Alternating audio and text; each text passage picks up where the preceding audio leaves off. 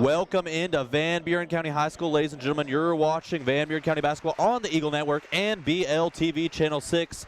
Once again, good afternoon. My name is Kate Simmons. I'm alongside Andre Tyler, set to bring you some very special action tonight, brought to you by Ben Lomond Connect. We are here for the District 6A Championships between your Buren County Eaglettes and the South Pittsburg Lady Pirates. And later on tonight, we will also have action between your Buren County Eagles and the South Pittsburg Pirates. It's been quite the season, Andre, and I know that you're looking forward to it just as much as I am, as we see some of our Eaglettes get recognized for making the all-district team. All 5 of the starters recognized as all-district players. But back to what I was saying, you excited for tonight, Andre? Oh, I'm thrilled. And first off, big thank you to Ben Lomond for being able to let us broadcast this game. And yeah, I'm looking forward to a banger of a game here. Absolutely. It's been quite the season for the Eaglettes, especially in terms of district success. District success is something they have found plenty of. 4-0 in district contests, winning all of those by 20-plus points. And it's just been overall a great season for the Eaglettes, especially since the return of Layla Bolden. That's been one of the big season parts for this year. Ever since Layla Bolden returning to the lineup after her injury, 16-5 the Eaglettes are. And ever since the 2024 calendar year has started, the Eaglettes are absolutely dominant. 12 wins, 1 loss. Only loss coming away at Grundy County. Eaglettes have yet to lose at home so far in the 2024 calendar year. So, in my opinion, they should be considered not only district favorites tonight, but also region title favorites, and a good dark horse chance, and once again, making it back to the glass house just like they did last year. Starting the lineups, we'll go ahead and get into them for your Eaglettes. Once again, Layla Bolden, one of the stars of this team. Looks like Brooke Burke, Abigail Netherton, Kara Mills, and it looks as if Ellie Grissom will all be in the starting lineup for your Eaglettes.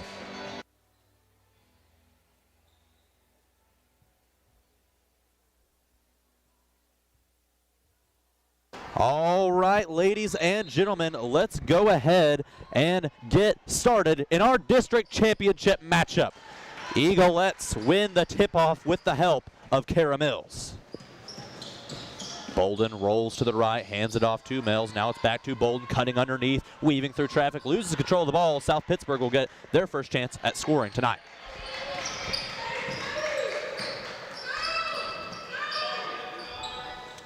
Eaglettes playing close defense here, not giving them an inch.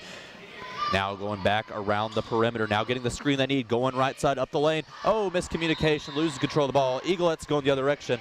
It'll be Layla Bolden to inbound.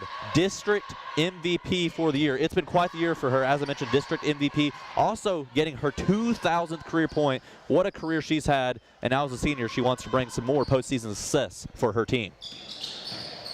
Brooke Burke passes it out to Grissom. Now Grissom bouncing around, looking for some help, gets it over the top to Netherton. Lofting inside, Mills has to back out. Netherton 4-3. Rolls off the rim. 3 South Pittsburg players in the area for the rebound. But we might end up seeing more of that in this game. I noticed that they're leaving Grissom pretty open here already. So we might see that open up some shots for other people or Grissom herself. Netherton playing close defense now, trying to get the screen once again. Bolden there with some tough defense in the corner. Tries to loft it over the top. Mills is there to make the disconnect. Still, they go and retrieve the ball. Now they're going to go up for the mid-range shot. That will fall through. South Pittsburg on the scoreboard first in this district title matchup. Kelston Burnett with the points. Burke weaving through traffic. Not going to find that one. Bolden gets the rebound for her. Rebounding has been a strong suit over the Eaglettes all year. Nice pass over to Mills. Now it's Netherton back out 4-3. That one's going to rattle out. No dice there once again for the Eaglettes on offense. As we talked about, despite the Eaglettes' success all year, this is a district championship game. Everything, for all intents and purposes, is reset. You cannot treat it like you have the advantage coming in. You got to take everything into consideration. Starting back at the top, Eaglets still playing strong defense, especially around the perimeter, trying to force the South Pittsburg Lady Pirates to try and go inside. Now they'll go from 3, has the opening, not home. Kara Mills with the rebound.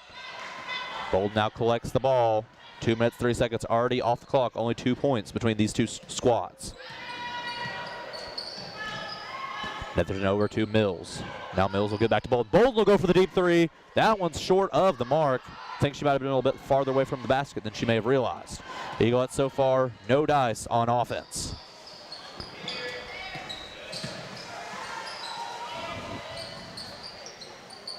Trying to pass it inside. Netherton snatches it right away. What a play from Abigail Netherton, now in fast break. Look at the speed.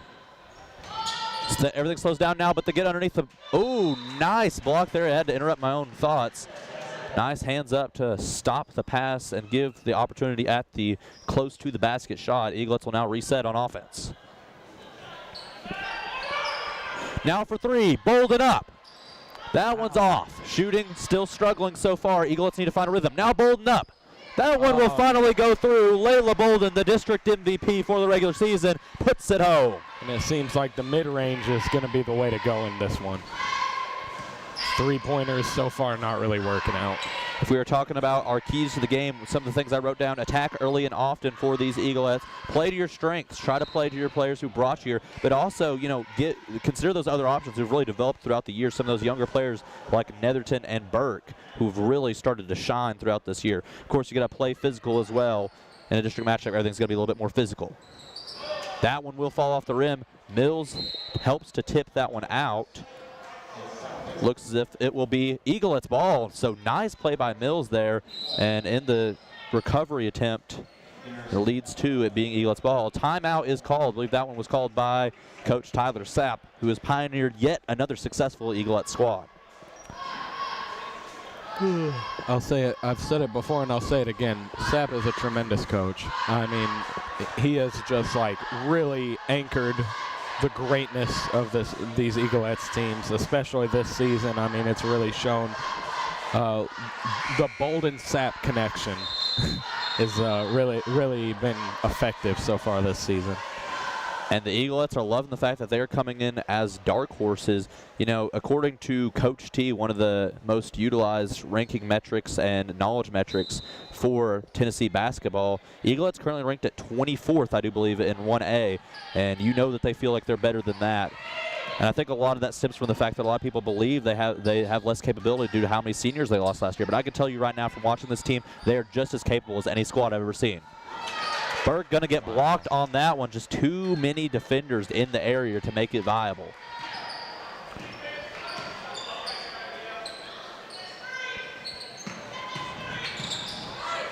Layla Bolden trying to get in there, trying to disrupt. All Eaglettes players playing a little bit more aggressive on this one. Looks like there's been an adjustment made. Now the aggression leads to the three-point opportunity. That one rattles out. Luckily for the Eaglettes, you don't want to get down in holes early, especially in games when you're favored to win. Bolden weaving through traffic, lays one up. Layla Bolden with the and one. My goodness. Beautiful play there, working through the defense with ease. Layla Bolden slicing and dicing and looking to add the cherry on top here from the stripe in just a moment. First foul committed by either squad tonight. Bolden will make it happen. All 5 of the Eaglettes points early on. Netherton steps up. Applying pressure. Bolden snatches it right away and now has Netherton ahead. One defender bounces it around, puts it up, and it's through. Abigail Netherton from the help from Layla Bolden. Highway robbery out there, just taking it. That's mine. Thank you very much. Beautiful steal. Another underrated aspect of this Eaglettes defense is the ability to just take the ball, create turnover opportunities. And there it is again. I believe that's already the 3rd one, but double dribble is going to be called. But as we were just talking about, 3 steals, I do believe it has already been early on in this game. Eaglettes just know how to force mistakes from their opponents. And even with that turnover from the Eaglettes, another one! Snatched right away. One. Steal after steal here. Looks like that one was called jump ball after the fight for possession. So it'll remain Lady Pirates basketball. 2:55 left in the first. Just going to dump this one off into the backcourt and start things fresh. Stuck in the mid-range, back out. Now trying to get underneath, loses control of the ball. Burnett passes it back out. Now it's over the top. Can they get the rebound? Oh, that's going the other way. Oh, man, forcing turnovers left and right. What a hot start for the Eagleettes. And this is what we were accustomed to see. I was a little bit concerned due to the slow start, being down 2-0 for quite a few moments here in the first quarter, but now they went on a 7-0 run and looking like they want to turn on the Jets here. Bolden going right side, puts it up off the right side of the rim. Could not get the glass clearance that she desired. If the offense gets hot, this could be scary if you're South Pittsburg. I mean, this is not looking good so far. The defense is working. I believe this is a pivotal possession here, a chance to show that you can hang right with them in the game. You don't want to get behind multiple possessions. And there it is, another steal, Kara Mills. GTA took the ball, ran with it. And miscommunication on the pass. Went behind Netherton, didn't have the momentum to, actually I should say had too much momentum to be able to cut back and catch that. So only thing of concern I've seen so far, seems as if the Eaglets have fixed some of their shooting problems, but it seems as if a little bit of miscommunication on the other end, not able to capitalize on a lot of these turnovers that they are generating. If they can do that, this game could be wrapped up pretty quickly.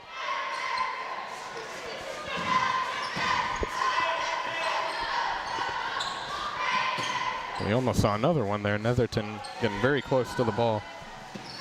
This aggressive defense so far been working in the Eaglettes' favor. Very aggressive, forcing them out near the logo. Oh, come another one! Fighting for the ball, and this one looks like it's going to be jump ball. But I believe that jump ball should be in favor of the Eaglettes, if I'm not mistaken, and yes, it will be. So, Eaglettes will take over once again, looking to get into either 9 points or the double digits as we head towards the end of this slow-paced but defensive first quarter. Bolden gets the screen from Mills. Good screening all around. Easy shot for Burke. Burke's three is off. Now fight. She gets her own rebound. Now in the corner. Squares it up. Puts it away. And that one's off as well. So shooting, I thought that it may have been fixed, but still shooting problems still occurring for the Eaglettes. But that's expected in a lot of tournament games. You're going to usually shoot a little bit worse, despite what some people may say about players being clutch. All clutch players will shoot at least a little bit worse most of the time. So you got to really rely on that physicality that I was talking about.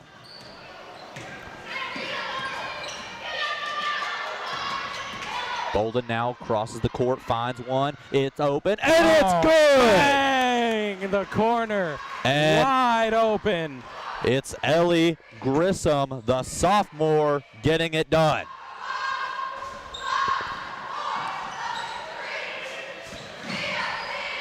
Eaglettes now up big. Deep three coming. Oh, wow! Matches it with her own. It's Mallory Meeks putting it home.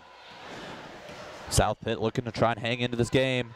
Eaglettes are going to try to score right here, and it's going to be a pivotal one to add to their point tally. Bolden will just lay one up from the mid-range. Now Mills gets the rebound. Now shot up from the corner. Shot is short, and that will be the end of the first quarter. So interesting developments early on. Pretty defensive game from what we've seen so far, Andre. Yeah, I mean, I don't think. Oh yeah, first off, another quick shout out to Ben Lohman for being able to help us broadcast this game. But the defense just been working steal after steal. I mean, can you tell who this ball belongs to? Because I mean, I don't think Van Buren wants to give it up. They're saying this is our ball, and we're gonna run away with it. That definitely is the feeling right now. Eaglettes have, I believe, 5 or so steals. I need to start recording more stats, but it gets kind of difficult. But regardless, Eaglettes have a lot more steals than you would expect for this early on in the game. just some miscommunications on offense and some missed shots that have contributed to this. But if you think about it, Eaglettes still playing pretty strong, just slightly below average for what they're expected to do on offense, despite all of these offensive miscues. And the defense has looked great early on. So if they can just fix a lot of those issues, I think that it could be smooth sailing and one district title coming home for the Eaglettes. And a stat that we're not keeping track of, but I think people at home should keep track of, is time of possession. We have seen the ball in the Eaglettes' hands, it feels like, for the whole game so far. I mean, you may want to keep watch on that. Big contributor. Ball is nearly, and yep, that's going to be, no Eaglettes player touched that, so that's going to be backcourt violation. Just slipped out of the hands of the Lady Pirates. So Eaglettes now continuing to get the errors they need from the Lady Pirates. Now just need to contribute on the offensive end. Getting the screen, Burke. Oh, that one's deflected. Mills goes and calmly collects it. Now gets the pass away. Bolden up 4-3. Spinning around. Burke cannot save that one. Just a little bit too far out of the bread box. Not in reach for Brooke Burke.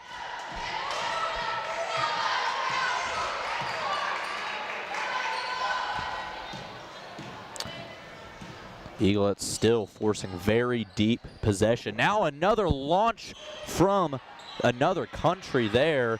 Eaglettes now fighting for the ball, and it's collected, and now only 3 defenders in the area. But Mills is the difference maker. I believe that was called out on Mills, but wow. I mean, it was like a 3-on-5 down there in the paint, and Kara Mills had the ability to just shut that down, give the Eaglettes new life. South Pitt is forcing shots right now because they are afraid. The Eaglettes are forcing them. They are exposing their poor ball control, and so they're having to force shots because they're afraid of losing the ball if they hold on to it for too long. Bolden with the aggressive play doesn't pan out. Mills puts her hands up, and it gets called for the foul. So that's the first foul that has been called against the Eaglettes in this game. Been very clean so far, as we mentioned, despite the defensive prowess of both sides.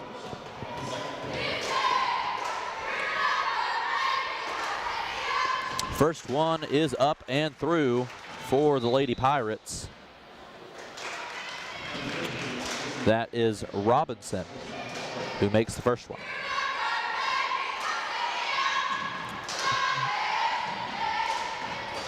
And that will go through. A little bit of oddity there, as it looked like a mutual push-off, I suppose, from the side of the rebound. Oh, great screen. Netherton puts it up to Mills. Mills goes and puts it home. That's Kara Mills' first points of the day. Kara Mills, such an impact player. I mean, we've already seen her very aggressive on defense, getting rebounds, and now on the board on offense as well. So now back to a 5-point game. South Pitt has done a good job opening up this second quarter, moving a little bit slower, moving to their own pace, making less mistakes. Now going up through, Mills with the clean block, but and she'll get called out of bounds. So once again, excellent defense there from Mills, and that's the type of player you want, a two-way player like Mills who can go and get you a bucket down low in the paint and then go on the other end and get a very clean, very nice, and precise block. Bolden gets the screen. Look at her screening, too. It's working to perfection. The screens from the Eaglettes are working perfectly. Open 3 there. And rebound from Mills. Now Mills tries to put it over to Bolden. That pass was a little bit of ahead of the intended target. And now it'll be taken by South Pittsburg. One launch from deep. I believe that Netherton might have got a piece of that one. Now Bolden charging ahead, one defender ahead of her. Falls off. Mills with the putback. Clockwork for Kara Mills. One of the greatest attributes of Kara Mills that we have yet to discuss so far in this game is her putback ability, and that is something that came in clutch many times throughout the season. I'd say about half of all of her points generated are from putbacks from her that she gets from her squad shooting. She just has that ability. She's a putback machine. I mean, think of a prime Moses Malone. You know, just sitting there under the basket, doing your job, getting the ball when you need it, and taking advantage of easy opportunities. And she shows that night after night, plays her role to perfection. So despite it only being a 7-point game, Eaglets feel like they have quite a hefty advantage in a defensive struggle like this one. But you'll still have to continue that type of pressure. As we mentioned, this is a district championship game, so it's a rivalry game and one where it's a rivalry game. You're competing for a title, and a lot of pride is on the line. So South Pittsburgh's not going to give an inch. The rest of the games so far this season mean nothing right now. And also a sincere apology from me to Coach Sapp after that Moses Malone comparison. He told me to stop the NBA comparisons, but I will continue to do them. Thank you, Coach Sapp. I am sorry. Sorry, not sorry. Yeah. Now trying to work in the mid-range. Netherton nearly got a piece of that one. Now they'll go through, has the lane. Mills is there, and just her presence helps to shut down that play. Gets the rebound after the tip. Now it's going the other end. Squares her feet up, gets it over. Mills. Shot is blocked, but it's foul called on South Pittsburgh. First foul from them in this quarter, only second overall.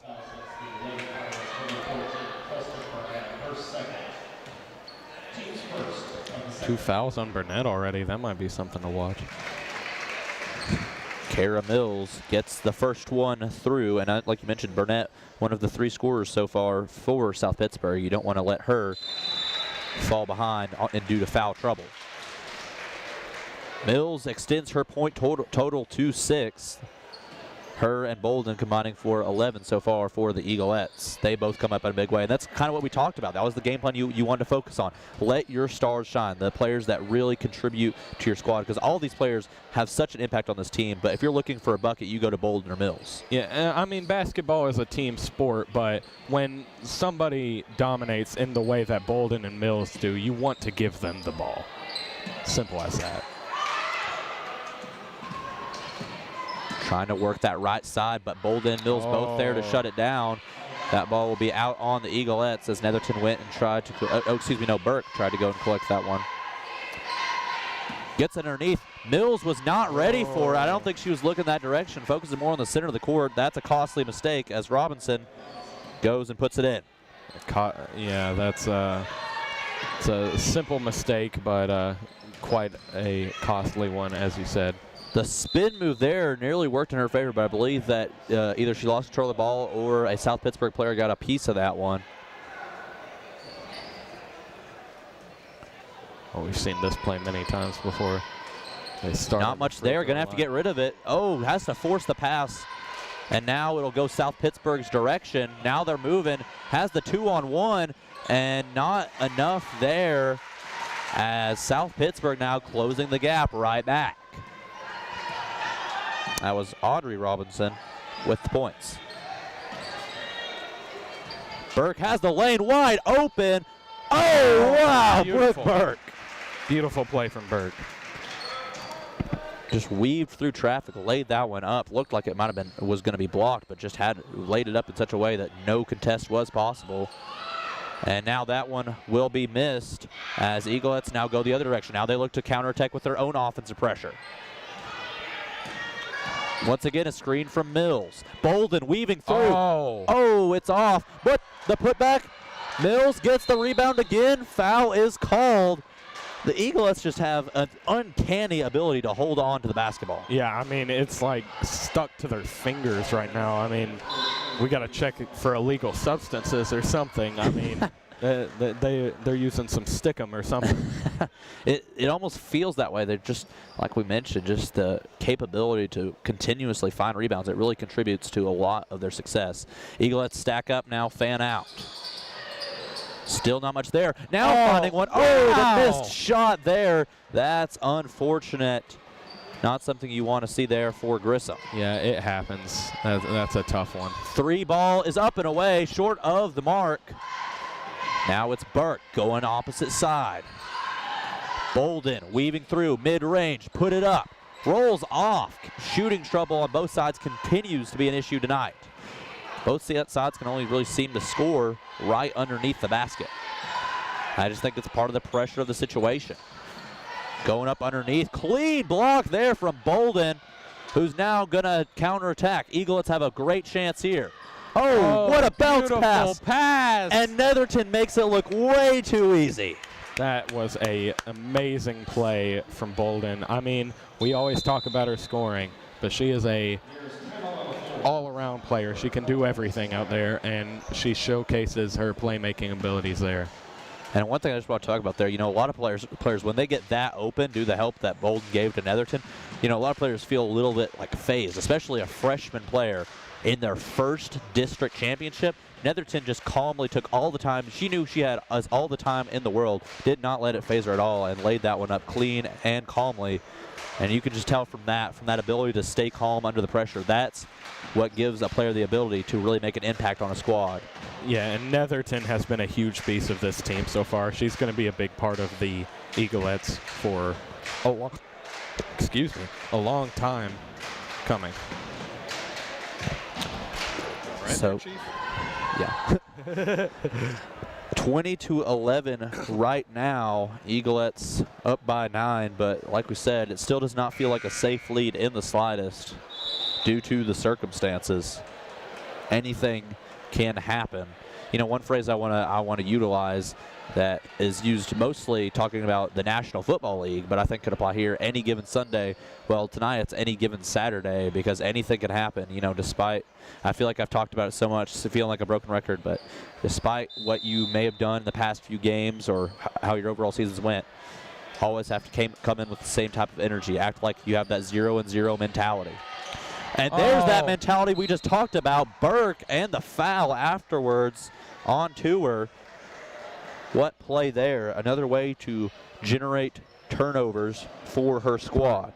Somebody call Cinderella. We're taking the ball and running away with it.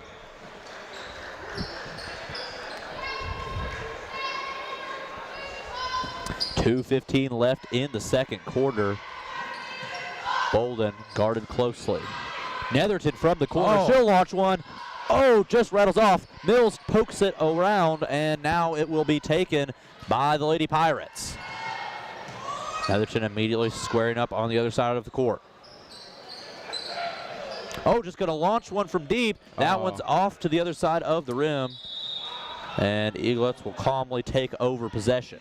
And you can tell they're really just forcing shots. They just want to get any attempt they can up before the Eaglettes steal it. That's seeming to be their game plan right now. Not very effective, obviously. Oh, another shot from the right corner. This one will be through. It's Abigail Netherton. Why do these teams not guard the corner? They gotta. I preach this every time. Was it the last South Pitt game that I was screaming about not guarding the corner? Oh, there's a block there as you were discussing. Nice play from the Eaglettes. Shut down the paint. I thought that was going to be easy points for the Lady Pirates, but Eaglettes just continue to make life difficult. No paint points are easy when Kara Mills is on the team. Shot off the front of the rim. Now it's going the other direction. Eaglettes starting to feel like they're in cruise control. 12-point lead here, double what the Lady Pirates have overall.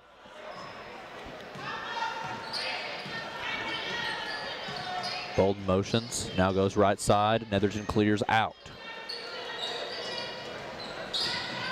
Netherton now stuck in the corner. Looking around, gets it underneath. Oh, gets bodied, but foul is called. Tried to go up and make a play. That is the second foul. Oh, excuse me, no, fourth. I don't know what I was reading, but fourth foul on the Lady Pirates now.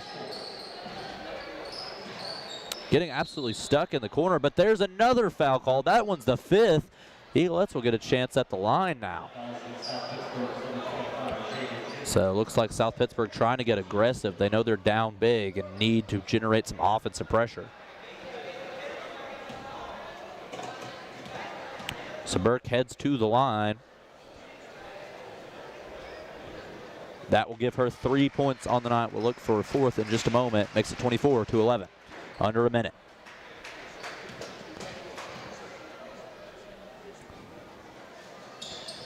Two for two for Brooke Burke. Substitution incoming for the Lady Pirates. So if you are South Pittsburg, this is go time. You have to get some points on the board before the end of the quarter. You know, it may not seem like it, but 14 to 25 feels a lot better than 11 to 25. Eaglets continue to apply pressure way beyond the arc. Now they'll just launch one from 3. Oh. And there it is! And like I was saying, that 14-25 feels a lot better than the 11-25. It's Mallory Meeks again. She now has 6 on the game. Yeah, you can already tell that energized South Pitt a little bit more. Netherton goes in, collects it now, puts it over to Mills. Mills searching around for some help. 22 seconds left. Netherton gets it over. Excuse me, no, that was Look at the from the corner. ball movement. I'm losing track of all the Eaglets players. They're moving so quickly, and Burke puts it home. Speaking of quickly, just chucked that up the second she grabbed it, and it worked out. Vision's getting blurry as we see one launch there, nearly goes through. Oh, tries to get a second chance, doesn't go. But Eaglet's just moving so quickly on the court, it's hard to keep track, and that has contributed to a 27-14 lead. Once again, we want to thank Ben Lomond Connect for their sponsorship of this game and their support of the Van Buren County Media Club. We'll be right back after halftime break, 27-14.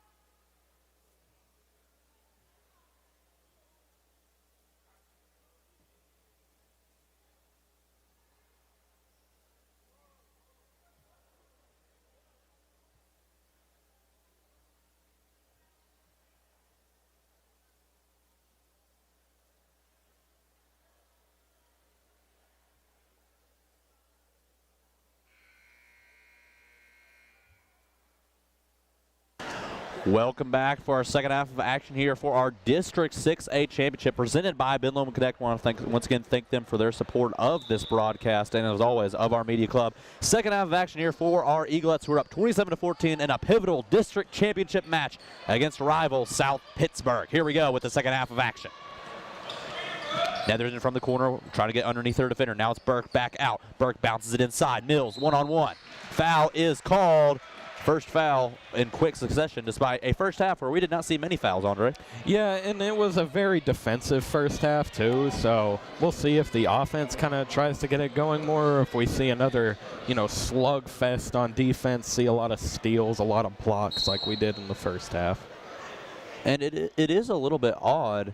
Usually when we're considering really defensive games, those are usually the games with the high amount of fouls because there's such focus on the foul game. And it looks as if I did receive notice that there was a warning administered to the South Pittsburg coach at the end of the first half, so it looks as if that may have been upgraded to a technical, or maybe something else arose that caused the technical. I'm not quite sure there. Regardless, Kara Mills will head to the line to take 2 free throws. She will make 1 of 2. That will give her 7 points on the night. Are they getting 3? No, okay. Oh, looks as if Layla Bolden will also step in to take a free throw. So we've seen this a lot in South Pittsburg games between Van Buren County and South Pittsburg. We saw it in the last game on senior night between the two guys teams. A lot of controversy there. Just, I guess, the element of the game where both teams are so devoted to it that we've seen a lot of this energy. So Layla Bolden will go 2 for 2 from the line. That's a great way, if you're the Eaglettes, to start off the second half, getting 3 extra points you wouldn't have originally had, and the ball once again to start off this second half. 16-point lead already, so looking good to start the third. But of course, no lead is safe in basketball. So, unless it was like 150. I mean, I should clarify there. That's a rarity, though. Kara Mills bounces inside. Layla Bolden puts it up. Mills trying to get the rebound, puts it back. Foul is called once again. That's 2 quick fouls. Oh, I guess, so that may have been called an intentional foul. Well, technical fouls, I'm such a wreck right now. I'm just enjoying the basketball. But regardless of the situations occurring, Kara Mills heading back to the line. 3 fouls on the board against South Pittsburg. We're just the commentators. We're not coaches. We don't know everything. Probably should, but you know. Hey, I watch basketball like most of the time, and I still don't know all the rules. So Kara Mills will go 2 for 2 there, making her 3 for 4 to start off the second half. And overall, Eaglettes 5 for 6 between her and Bolden. Gives the Eaglettes a massive advantage to start off this second period of action. That one is lofted up. Bolden right under the rim to collect it. Dodging back and forth. Netherton not able to get a, oh no, they stayed in bounds. I don't believe that. That's incredible. From our angle, it looked like she was way out. That was a great play. And that was Burke. Great ball handling there too. Yeah, I should correct myself. That was Burke, not Netherton. I don't know why I keep getting them mixed up. They're not even similar in appearance or hair color, so. Well, it happens. Does happen. Just like that. That happens. Burke will miss the first one. Will go up for a second. She's been a key contributor tonight as well. Already 6 points on the night for the Eaglettes. We're getting kooky here in the booth. Second one will go through, giving her 7 between her, Bolden, and Mills. They've contributed, and Netherton. They've all contributed to a wide array of offensive attack. That one will go over to the hands of Mills. Now Bolden puts one ahead. Oh. Trying to go other side, but nice defensive play there. Now the fight for the ball. And that will be called jump ball. So that will be South Pittsburg possession. But nice instincts there from South Pittsburg to shut down the fast break opportunity. Eaglettes will call timeout. And you know Sap's not happy with that turnover. Regardless of the current circumstances, Eaglettes open up this quarter with 6-0. Feeling a lot more comfortable now, feeling a lot more in cruise control. and just one step closer to being crowned your district champions. Yeah, almost 20-point lead with just with still a half of basketball to play just about. So kind of a worrying situation for South Pittsburg for sure. And 20 points, that's that magic mark that we've talked about through the Eaglettes district matchups. All 4 of their district matchups so far this season were won by 20 points or more. See if that trend continues. South Pittsburg looking to find some offensive momentum. Netherton once again being the pursuer at the start of the play. Loving the defensive momentum and pressure that is continuing to be applied for the Eaglettes, and it will lead to mistakes like that. See, that's one takeaway that a lot of people don't consider, and even a lot of players don't consider, and that's why they sometimes slack off on defense, but not the Eaglettes. It's just that you may not realize it, but even just your presence of being there can force those unforced errors, even if you're not doing anything directly. That's why you always got to try on defense, no matter what the situation is, whether you can or can't defend the person. Bolden cycles back out, now gets it over to Mills. Netherton now stepping inside, collects the ball, puts it up, rolls it into the basket. Abigail Netherton. And I told you at the very start of the game, the mid-range was going to be the key in this one, and that has definitely ringed true so far. Abigail Netherton, wow, the freshman, with 6 points. Actually, excuse me, no, 9 points. And another forced error for South Pittsburg, and I believe that now they will call the timeout. So 2 quick early timeouts in the second half, but that's just mainly towards what we talked about. 8-0 run for the Eaglettes to open up. And you know South Pitt's not happy about that one. That is the most unforced of turnovers that you can possibly have. Gives me flashbacks of James Harden and Carmelo Anthony on the Rockets a couple years ago. You got to build that chemistry. You know, just giving up an easy pass like that, it happens, but it's never something you want to happen.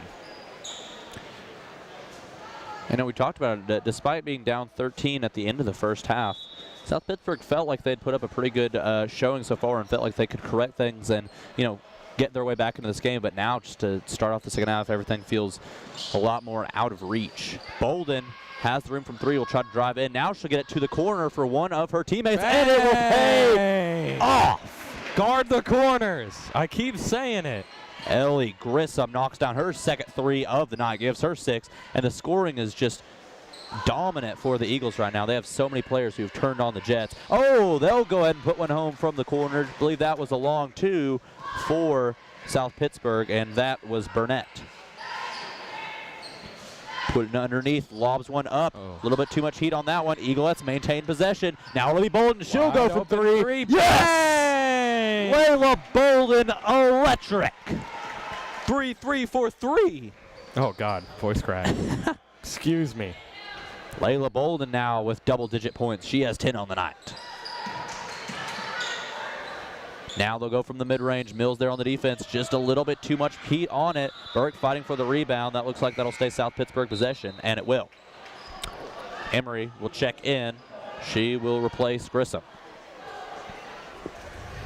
But we just talked about the balanced scoring for the Eaglettes. They've had 5 players to score, but all 5 of them have made major contributions through their scoring.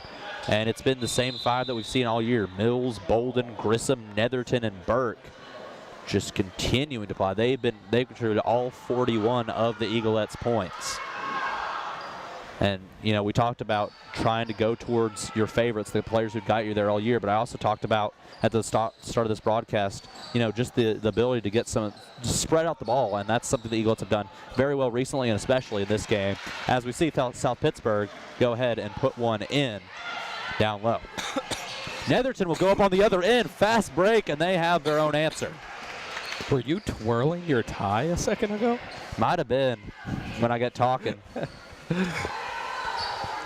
As I said before, we're getting a little kooky in the booth.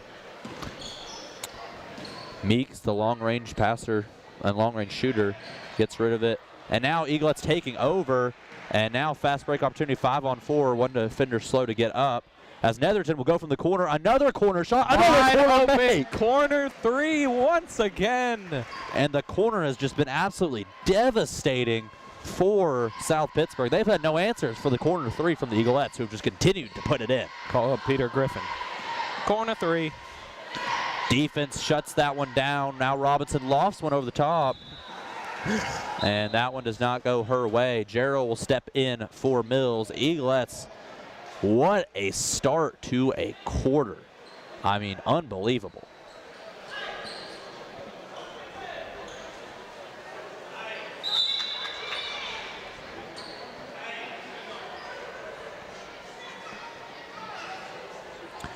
Eaglettes have went on a 19-5 run to start out this quarter of action.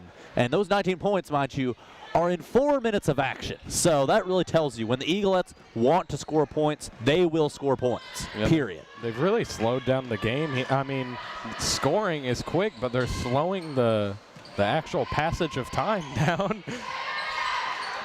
And looks like Emory stepped out on that one, trying to save that with the help from Netherton.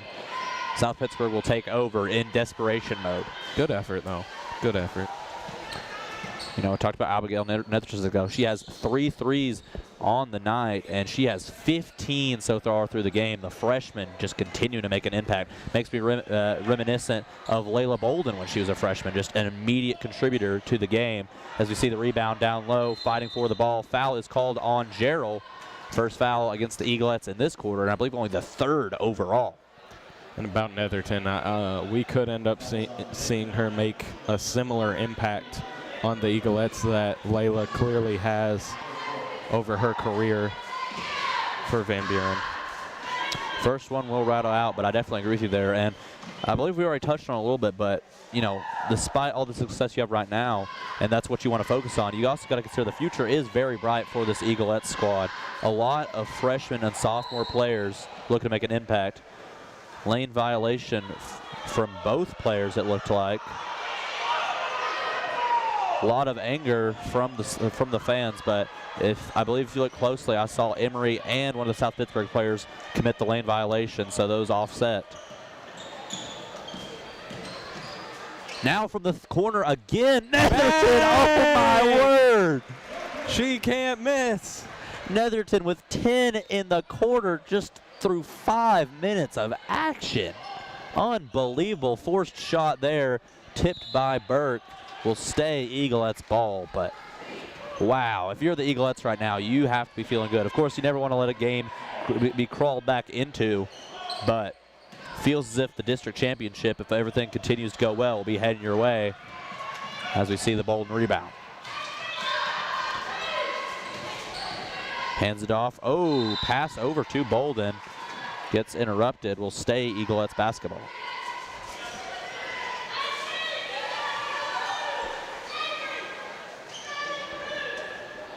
Bolden searching around, has to get rid of it to Gerald, now puts it back. Bolden stuck through 2 defenders, foul is called.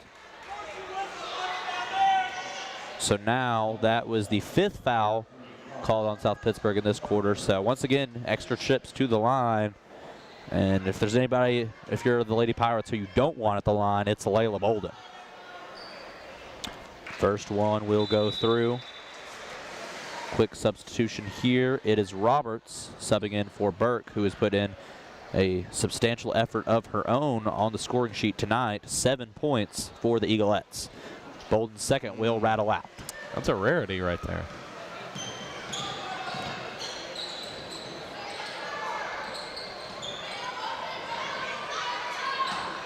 Roberts immediately coming in and applying tons of pressure. Help from Netherton.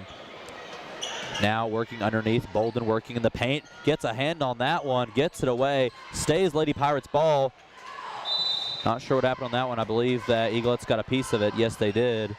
So South Pittsburg with a chance to inbound. Karma Summers to throw it in. Has to loft one over the top, and it is collected by Meeks.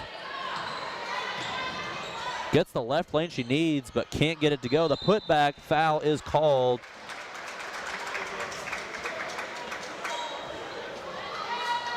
So that shooting foul will go against the Eaglettes. Second foul against the Eaglettes. So first one for the line for South Pittsburg, up and through. I believe that is Audrey Robinson. Good at joining the scoring sheet for the first time in this second half. So with another chance to score, that one's going to rattle out. Fight for the ball, tips it in. Wow, we talk about the Eaglettes' prowess on keeping the ball. Despite not getting another chance shot there, South Pittsburg finding ways to hold on the ball of their own. Great hustle. Bolden inside Gerald, direct pass, foul is called. And Gerald will now get a trip to the line. Great vision there and great execution. Gerald able to draw the foul and Bolden able to recognize the wide open lane.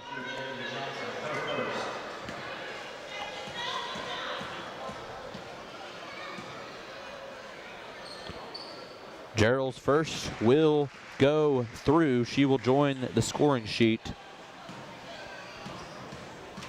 6 different Eaglettes scorer tonight.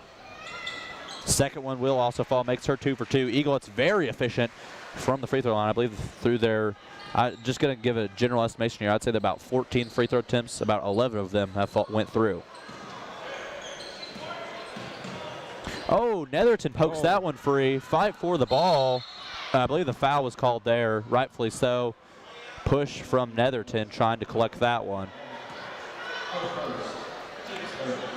So, 1 foul in the first quarter, 1 foul in the second quarter. Only thing not going for the Eaglettes in this quarter. 3 fouls so far in this one.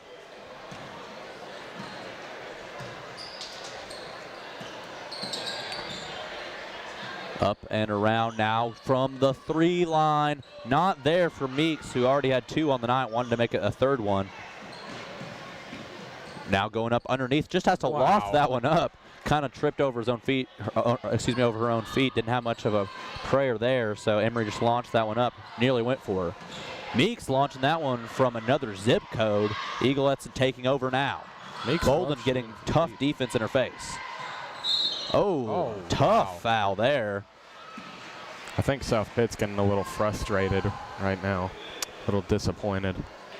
And you know, you can't blame them. Obviously, you don't want to take that on the court. You want to stay calm and composed throughout the game, give yourself the best chance. But you know, in a district championship game like this against a rival, and you know, you've seen a lot of calls that have went against you tonight, regardless of if they're correct or not. It still feels frustrating. You want to be able to compete in this game, and you're going to look for anything you can to get back into it. Yeah, sometimes it's just hard to keep your composure. I think we'll honestly see some of that in this upcoming boys game. I am excited and concerned for that one. Because I'm worried we might see some injuries and I'm not sure if they'll be from just general play. It might be from fists thrown from both sides. Both of these teams care about it a lot, and we've seen that in the Eaglettes game already. But just the dramatics of that last Eagles game. Me and you were talking about wrestling before the start of this game. We might see some WWE moves pulled out in this next game. Foul was called there against South Pittsburg, so Bolden will head to the line. 42 seconds on the clock. And the cruise control has been administered. 27-5 run. Mind you, the Eaglettes started this half with 27 points. So through one half, 27 points. They've now scored 28. So not a bad third quarter here for the Eaglettes, making it 29. I mentioned before the start of this third quarter that we could see the offenses start to get hot again. Maybe see a more offensive rather than defensive second half. We've seen the offense get hot, just not South Pitt's.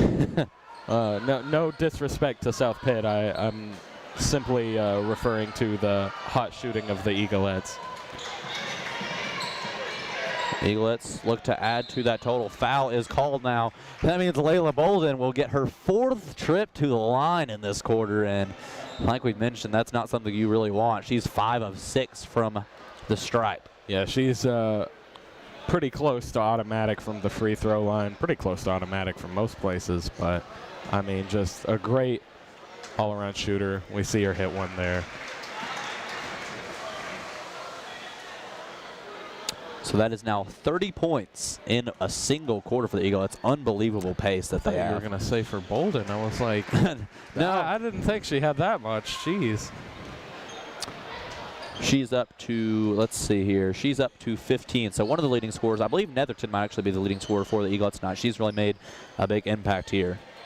Just under 10 seconds now. South Pittsburg looking to just try to find any more points before the end of the score. But Netherton not going to let it happen. 1 second, just going to have to heave one from 3. Oh, my goodness. Oh, my goodness. And to cap off the cherry on top of one of the greatest Sundays you will ever see of a quarter, Abigail Netherton with her third 3 in the quarter. And that gives her 13 in the quarter. 13 in the quarter? And 20 overall. My goodness, the leading scorer for a reason. I mean, we know she can shoot the lights out, but that is that's pretty nuts right there. What a shot. I mean, they have all the momentum going into 61-19 is the score. Incredible. So barring a miracle, you know, no disrespect to South Pittsburg Lady Pirates, definitely put up a strong effort tonight, but you know, barring a miracle, it appears as if your Eaglettes will take home a very impressive district championship and will go 5-0 in district play this season. And another big thank you to Ben Lohman for helping us get this stream together, get it set up for all of you at home. Absolutely, for their sponsorship of this game and their support throughout the entire season, making this our media club, our Van Buren County Eagle Network broadcast possible. It's been quite the season so far, and I'm excited to see where it goes through these district tournaments and on to regionals, which we hope to broadcast as well. I'm going to miss you, man. I'm going to really miss you after this season. Fourth quarter starting here. Gerald going for the rebound, get some help from Emery, now weaving through traffic. Now Eaglettes moving with quick precision. A lot of younger players we're seeing now, and players that haven't got as much play time so far through the game.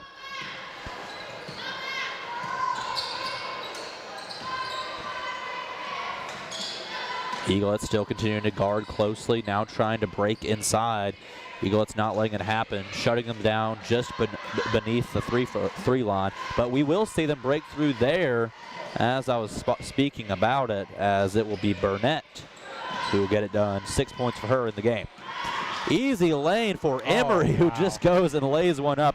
7th different scorer, I believe that is now, for the Eaglettes. And timeout is called by South Pittsburg.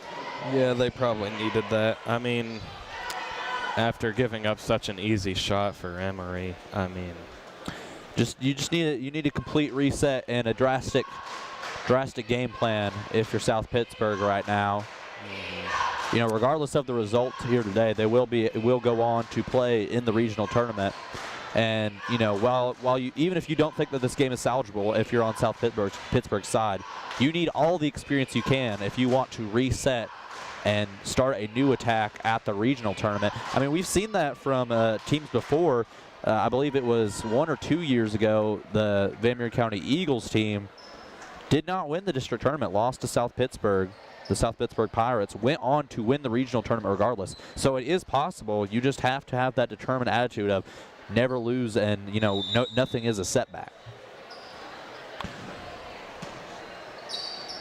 To the corner, Ross on the defense. Now kicking it back out is Burnett. Emery still playing very aggressive defense, getting the hands up. Now that ball is tipped, still going to be in favor of South Pittsburg, and Robinson will get it done. That's a tough bucket. Gerald underneath has to kick it back out. Defense is too stiff. Now Ross will try to go up the lane. Kicks it out. Gerald will go from 3. Gerald will be off to the right. And now South Pittsburg taking over once again.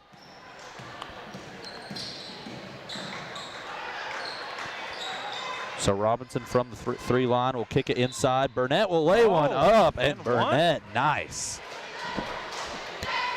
You know, through the rough game that South Pitt's been having, I think Burnett's been solid despite her foul troubles. Absolutely. Leading scorer for South Pittsburg now. She's got 8, looking to make it 9 here.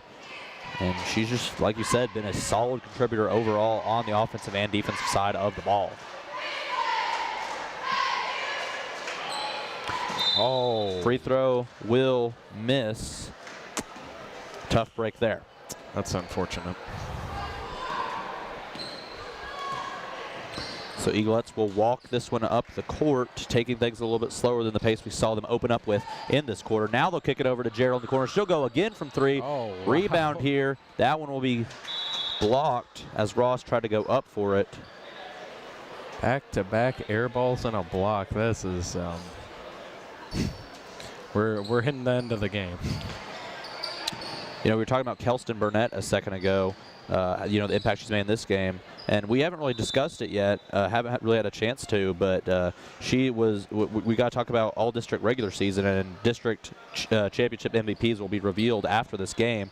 But she made all district second team, one of 3 South Pittsburg players to make that squad. So very solid for them overall. Eaglettes with 3 district regular season selections. Layla Bolden, district MVP, as mentioned earlier. Abigail Netherton and Kara Mills all making first team. Then Brooke Burke, Ellie Grissom also making it as a second team. And once we get to our Eagles game, we will also discuss some of those selections as well. But let's see what South Pittsburg can do to just try to close the gap, take some lessons from this one. And then it can be celebration time for the Eaglettes. From 3, it's Meeks. Rebound from Burnett off to the left. Now the fight for the ball, and that will be started back at the top as Meeks takes it. Spin move. Now looking around, just dumps it off. Still no opportunities. Eaglettes just precision accuracy. Now getting underneath their defender, and foul is called. Went straight up with it, but leaned a little bit too much into that one. So Emery is called for the foul. 3rd one on the Eaglettes in this quarter. South Pittsburg clean with 0. From the line, it's up and through.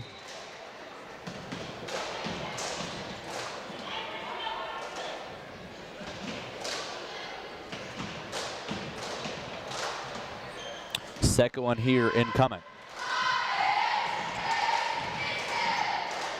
Gentry puts that one up. That one will be off, but she'll go and get her own rebound. Tries to keep it in bounds.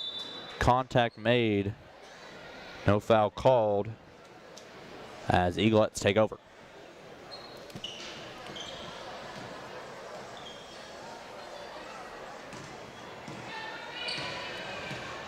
So now Eaglettes on the other side of the court, under half of this quarter left. And now first foul there called on South Pittsburg in this quarter of action. Running clock put on the scoreboard.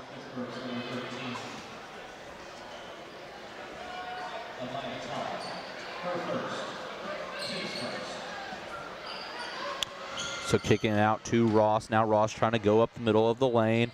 Not much there. Rebounded by the Lady Pirates.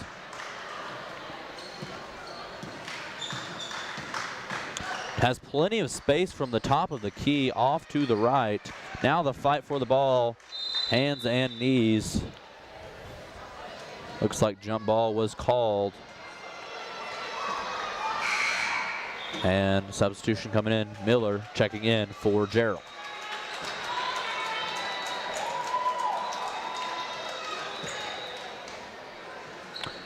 Searching around, finds one left corner. We've seen the corner shots be deadly on both sides tonight. Guarded closely. Eaglettes still not giving an inch. Now just lays one up with the second chance. Ooh. Despite the defense there, getting the shot in. And that was Johnson. Oh, decent move there. Ross dumps it off to Miller. Trying to go up the lane. That one's taken right out of her hands. Immediately backing up, now going up. And blocking foul called on Roberts, who sprinted directly back to try and shut down the fast break. So that's the 4th foul on the Eaglettes.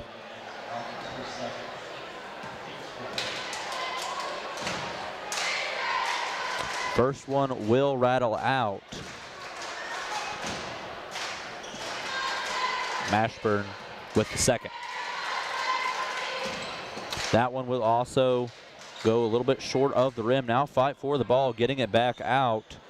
Now laying one up and through. So a little bit more offensive efficiency here, a little bit more of the play that we were talking about. if you're South Pittsburg, something you can take away as you head into the regional tournament. Now they've got a nice even number on the board.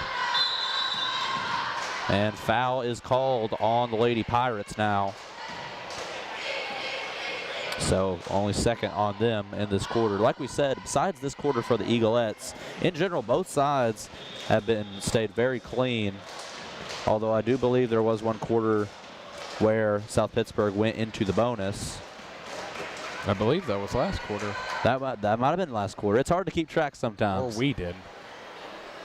I can't remember. There was a lot of fouls last quarter. There was a lot of fouls last quarter. Besides that, been pretty clean game overall.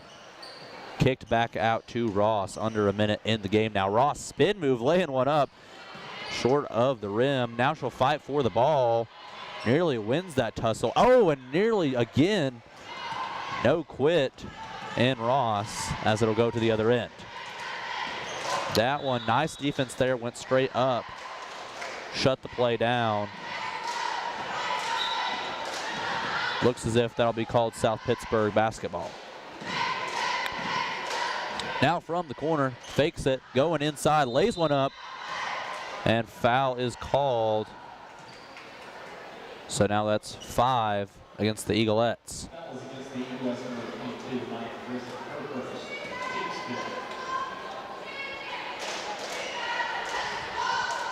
So now it will be Pickett at the line. Very aggressive free throw routine there. Just slamming the ball down.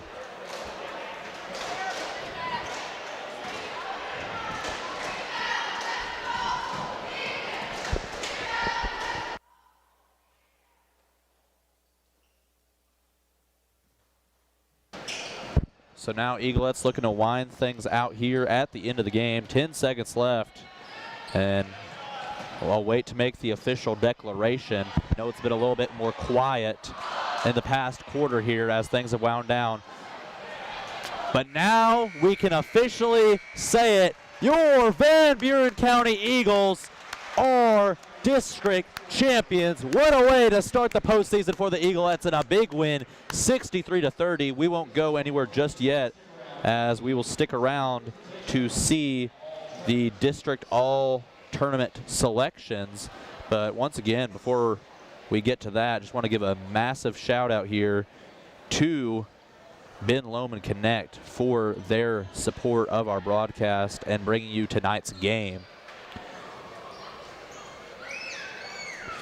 And we will stick around here, not something that we usually do, usually cutting straight to break, but we want to respect the efforts on both sides that were put into this district tournament.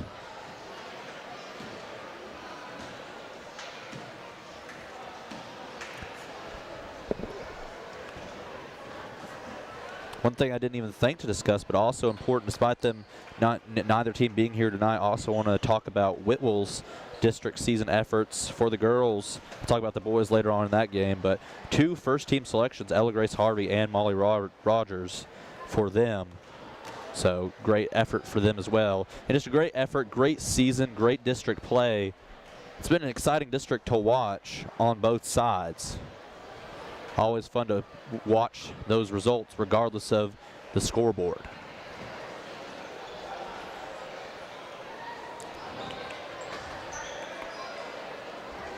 Just want to give you a quick look ahead, as next week, depending on, sometimes we'll usually see some teams forfeit in the quarterfinals of region, but all things going to plan, Eaglettes and Eagles have some region quarterfinals coming up next week. Eaglettes plan to play on Friday in their quarterfinals. Eagles play on Saturday. And the great thing that we mentioned throughout multiple broadcasts, and hopefully we can get the sponsorship we need to broadcast those games, but make sure to come out and support the Eaglettes and Eagles, as they'll both be playing in the region tournament hosted here in Van Buren County. So double duty for the Eaglettes and the Eagles hosting both tournaments. And your calendar is loaded. Yeah, my calendar is loaded. And we will now see the selections of all our tournament teams. Layla Bolden, first player selected for the all-district team. The all-tournament team from South Pittsburg, number 2, Mallory Weeks. Mallory Meeks also selected for South Pittsburg. Saw a great effort, especially in that first half there from her in this game. Summers also selected for South Pittsburg.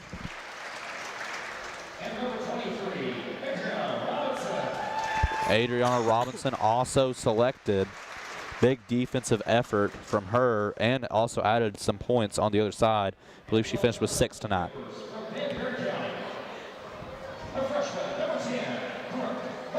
Brooke Burke selected for the Eaglettes. Great effort from her tonight, adding 7 points on scoreboard. Abigail Netherton, of course, an easy selection for this district. Kara Mills also selected. Great effort from her, especially on the defensive effort with tons of blocks. And Layla Bolden also selected, of course.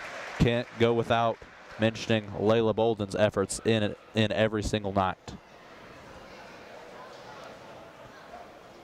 And ladies and gentlemen, your 6A tournament MVP, Layla Bolden. And Layla Bolden selected as the tournament MVP. Obvious selection there. Just great effort in and out on the offense and defense, especially in that third quarter from the free throw line.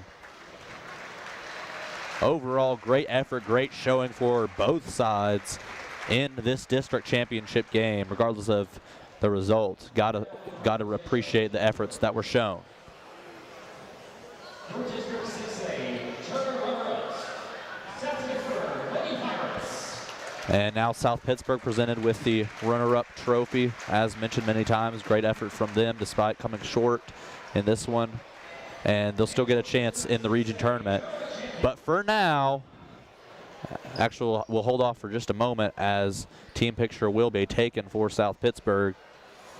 But just before the official presentation of the trophy, just got to appreciate overall what a season it's been for the Eaglettes, especially we talked about so far in this 2024 calendar year. Only one loss at Grundy County, and that streak continues here tonight.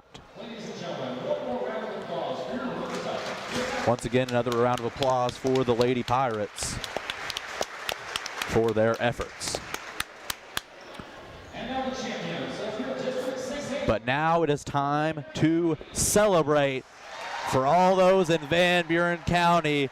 District champions, your Eaglettes take home the title, and will celebrate tonight before prepping for next week's region tournament beginnings.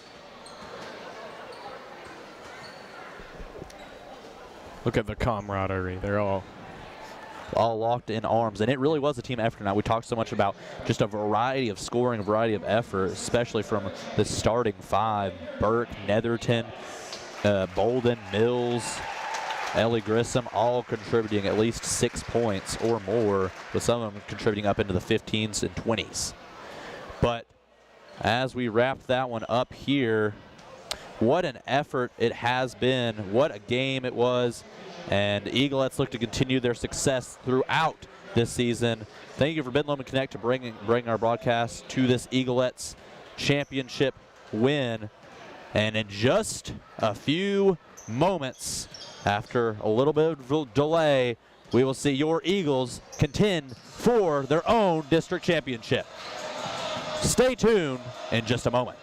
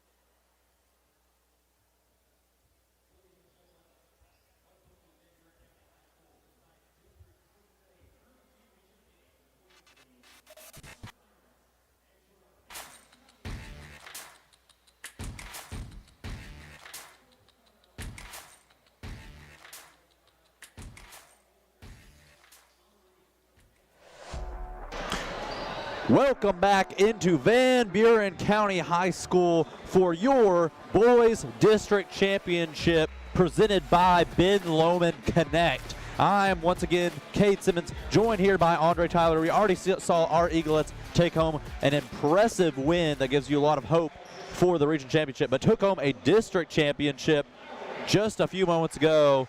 Eagles look to do something similar in what has been a topsy-turvy season for the Eagles. Before we go ahead and get started with the game, there is the recognition of our all-district regular season teams, and after this game, we also have our all-district tournament teams. So for our Eagles, we're going to start off with them. Eli Scoggins and Garen Lewis chosen as all-first team, including Garen Lewis chosen as all-district MVP. For South Pittsburg, Cash Kelly, Walker Thomas, and Jamarian Ferrier all also chosen. And then also on the second team, Kason Sullivan and Ransom Lowry and Luke Tyson also all chosen. And Whitwell with 2 selections of their own. One on the first team, Jace Wooden, and one on the second team, Ramsey West. So starting lineups impending. Did not get starting lineups for South Pittsburg tonight, but likely a similar lineup to what we have been seeing, and a lot of all-district talent on this starting lineup, and just a team that's had tons of success overall, despite a 3-game loss slide due to tough opponents. South Pittsburg still with a very impressive lineup of victories. I believe they're 16-5 overall, if I'm not mistaken. So been a very impressive season for them, but Eagles took them down in a big win to secure the regular season championship on senior night here in Van Buren County. So this is going to be a close one. It's going to be a tense one. Both teams want this one badly, regardless if both teams go to the region. When both teams go to the region championship, this matters more than anything, and you can feel that tonight. Starting lineup for your Eagles with Luke Tyson out, Callan Sullivan, Ransom Lowry, Eli Scoggins, Kason Sullivan, and Garen Lewis, district MVP, who has been on an absolute tear. 22 points in the South Pittsburg game just a few days ago, and just been on an absolute tear, like I mentioned. I believe he's averaged about 25 or so over the past 8 games, including about 5 threes per game. But this has just been an all-around effort for this season, despite some tough stretches for the Eagles. This has been a season that will be remembered due to the effort. And the biggest thing is coming to this game, keep up the defensive pressure like we've talked about. That was a lot of words, Andre, I'll be honest, but I just know one thing. If you can't tell, I am pumped for this one. Know it's going to be a close one. You're going off right now. This is the Cade Simmons career game right here. Here we go. District Championship Game 2 underway from Van Buren County. Cash Kelly starting things off. Already very quick tempo on both sides. You can already tell that the pressure is here. Kelly will back out of it. Guarded by Callan Sullivan. Now pass over. Backing off of it, trying to take their time, making sure they make the right selections. Don't want them to have any unforced errors, staying calm and composed. Kicked over to Ferrier. Now lofted over to Kelly. Kelly has the lane. Kelly going up. That one's not there. Ball is smacked away by Lowry. What a play. Great play from Lowry. Heads up, very smart. Lewis searching around. Now puts it back over towards Sullivan. Passes back and forth between the two teammates. A little bit of hot potato going on. Both teams being very precautious early on. Lowry thought about the 3. Now he'll pass it over to Lewis. Lewis will square up from around the line. Not home. Fight for the rebound. Taken by Ferrier. Planting their feet. Kelly thought about the 3. Fakes off of it. Both teams looking to be precise.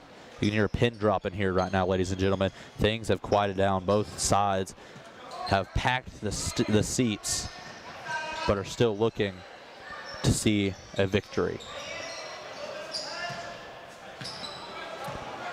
Kelly motioning, backing off of it, playing a very slow-paced game compared to what we started off with.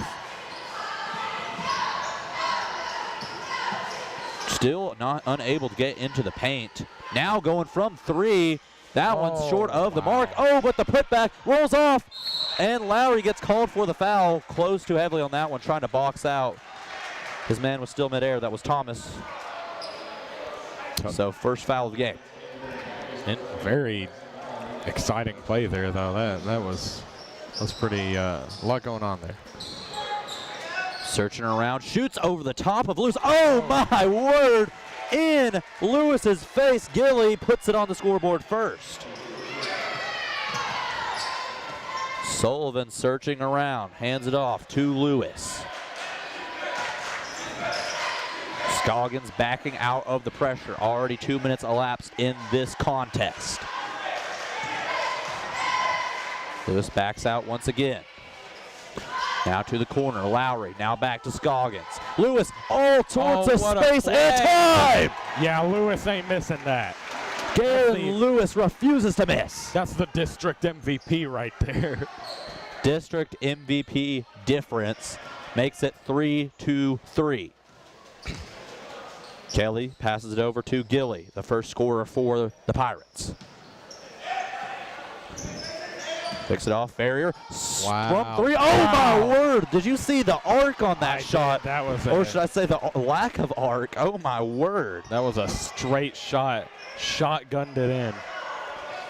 Scoggins searching around now. Eagles look to be in a slow yet very offensive contest that they need to keep up in. Looking around, just hands it off to Sullivan. Now gives it to Lewis. Lewis guarded closely, now it's Sullivan. Plants his foot. Lowry over the top to Scoggins. Now it's Lewis. Good play. Lewis tries to get the lane, can't get it. Lowry up from three. Oh, just falls off. Fight for the ball.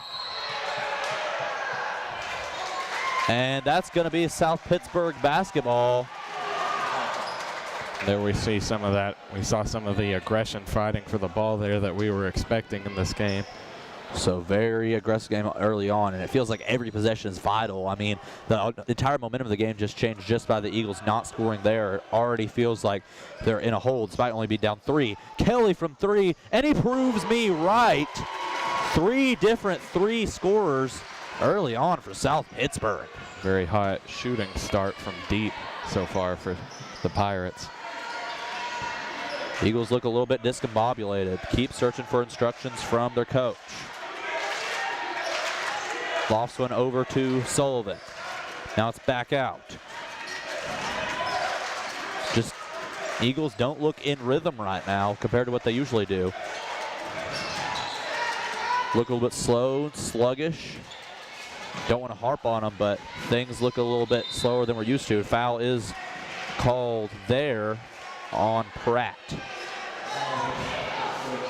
A little bit of a demonstration from the coach there.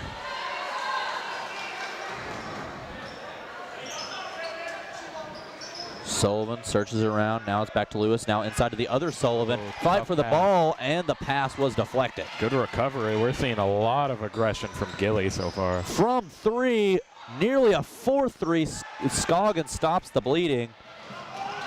Handoff to Lewis. Lofted over the top. Now it's Lowry down low. Two defenders, bounce pass. Sullivan trying to stay strong. Loses control of the ball. Oh, fight for it. Finally, they get a hold of it. Now Scoggins has a chance. Going up the lane. Foul is called. And I think that's what they need more of. Eagles have just had so much trouble getting into the lane because they feel so much pressure. You have a guy like Eli Scoggins. He's used to generating fouls. He's used to getting up to the basket, getting an arm slapped upon him, and heading to the line to get the extra. You got to use that to generate your points. Yeah, I was going to say the Eagles really needed that right now. They had no momentum. Slow the game down a little bit and get some points on the board and take advantage of that aggression. They might want to start doing that, trying to draw more fouls going further into this. Scoggins 2 for 2, closes the gap to 4, but Eagles still feel like they're in a major hole. Can't let early momentum ruin things for you. We saw how that worked out for South Pitt in the last game. Now we don't want Van Buren to suffer the same fate. Kelly motioning around, backs up near half court, giving himself plenty of breathing room. Robertson passes it over to Thomas. Now Thomas weaving through the lane. Oh, what a block there. I believe that one was Sullivan. Lowry getting absolutely swamped from the defense. Now to the corner to Sullivan.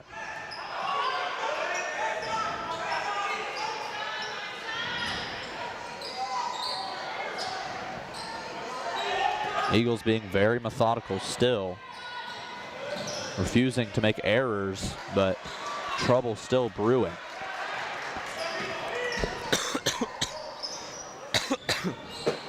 Lewis searching around. They still can't find anything. Very slow pace so far.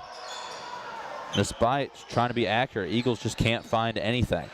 Scoggins now trying to plant his feet, going over the top. Oh, that was a shot you don't want to take, and the foul is called on Lowry. Big momentum for the Pirates. Yar.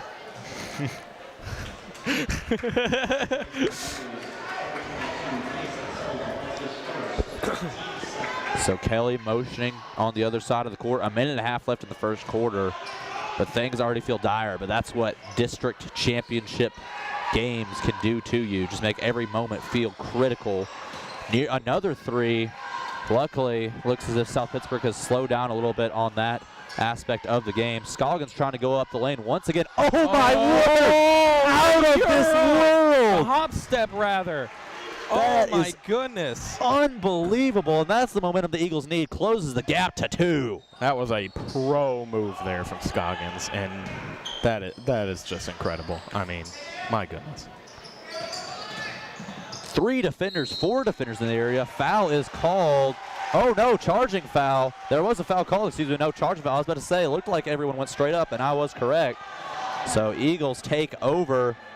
Now, just how quickly the moment could change. It felt like the Eagles were almost dead in the water a second ago, but with help from a guy like Eli Scoggins who can just generate points whenever he wants, Eagles feel a lot more alive than ever. Oh, trying to get the screen to Lewis. Lewis thought about going from way deep. Now gets stuck in the mud, has to get rid of it. Scoggins will go from 3. That one looks off to the left. No, what is it? Oh, it drifted back to the right at last moment. And Eli Scoggins with 7 points on the game. Put your goggles on. That was a beautiful three-pointer right there. From the corner 3. Oh, fight for the ball. And looks as if it'll be Pirates ball, bounced off of the shoulder of Lewis. 11.7 seconds on the clock. Eagles have the lead, but it may not be for long. Oh, ball is missed. Going up underneath, one-on-one, and Lowry gets punted out of the way, but no dice on the shot. Kelly gonna heave one up, rolls in before the buzzer. Wow, what a sequence there. Kelly coming in clutch. Incredible play. Kelly's hyped. Wow. Cash Kelly, that's why he is first district team in this boys district. In the last game, he was the story. I mean, I talked about how I love the name, and he should be a star player with a name like that, and he absolutely lives up to it. I mean, just tremendous player. We've seen this in both home games that I've commentated with South Pittsburg so far, that he is just such an impact player. Kelly with his 5 points helps give a 1-point slight advantage. You know, we just saw so many momentum shifts early on in that game. South Pittsburg came out of the gate absolutely swinging from deep, and we saw the Eagles come back there and, you know, find their own rhythm and play the game how they wanted to play, and started opening things up from beyond the arc as well. Because we saw Scoggins, you know, Scoggins was really absolutely the MVP of the first quarter for the Eagles there, because it was his first few drives down to the basket. Even though I believe only one of those, you know, was a completed field goal, he also had another one where he caused the foul, got 2 for 2 from the line, and then that opened it up from 3, which he took advantage of. He's just been absolutely perfect in his role on offense. If the Eagles can figure ways to continue supporting him, they can definitely take advantage of this game. And I bet you what we'll see is in the second half, they'll start to crowd Scoggins more, opening up other players for offensive opportunities. Second quarter of the championship is starting here. Once again, as we start the second quarter, I want to thank Ben Lomond Connect for their support of our broadcast and sponsoring tonight. Oh, travel is called on Scoggins there. Deadly mistake in a game as close as this one, even though it's just the start of the second quarter. Robertson taking over, puts it over towards Kelly. 2 defenders in the area, now back to 1. Oh, Lewis trying to be a Superman, nearly made it happen. What a contest there from Lewis. Despite that, it will stay Pirates basketball. Kelly into Robertson.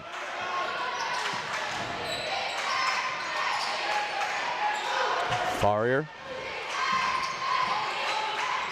Eagles just playing perfect defense. Oh, one-on-one spins around Scoggins and puts it in. Thomas joins the scoreboard. 3-point game. Not good for the Eagles. Pass inside. Turnaround from Sullivan. Oh, my word. Looked like something his brother would shoot and makes it happen. Filling in for Luke Tyson, starting lineup tonight, and making good use of that time. From the corner, bouncing off the rim, rebound from Farrier, going up, bounces through. Oh my word. It's nice to see him on the floor here. Obviously, he had to leave the game a little bit early due to some technical foul issues last game. So it's nice to see Farrier playing well here. Scoggins away to Lewis. Now going back. Oh, deep shot. Oh, my word! From another zip code. Immediate timeout from the South Pittsburg bench. The Eagles may be down by 1, but that shot just changed the whole feel of this game. Garen Lewis triumphantly announcing, I am here, and there's a reason why you call me 3 letters, MVP. I mean, he shot that from Antarctica. He must have, because that was a cold shot right there. Oh my goodness. I think we've hit all 7 continents by now with these Lewis shots. I mean, we might have to move to Mars or something like that. I mean, we might have to go to another planet here because he shoots it from everywhere. So that makes it a 1-point contest. Scoggins leading the way for the Eagles with 7. Lewis with 6, including 2 threes. Sullivan also with 2.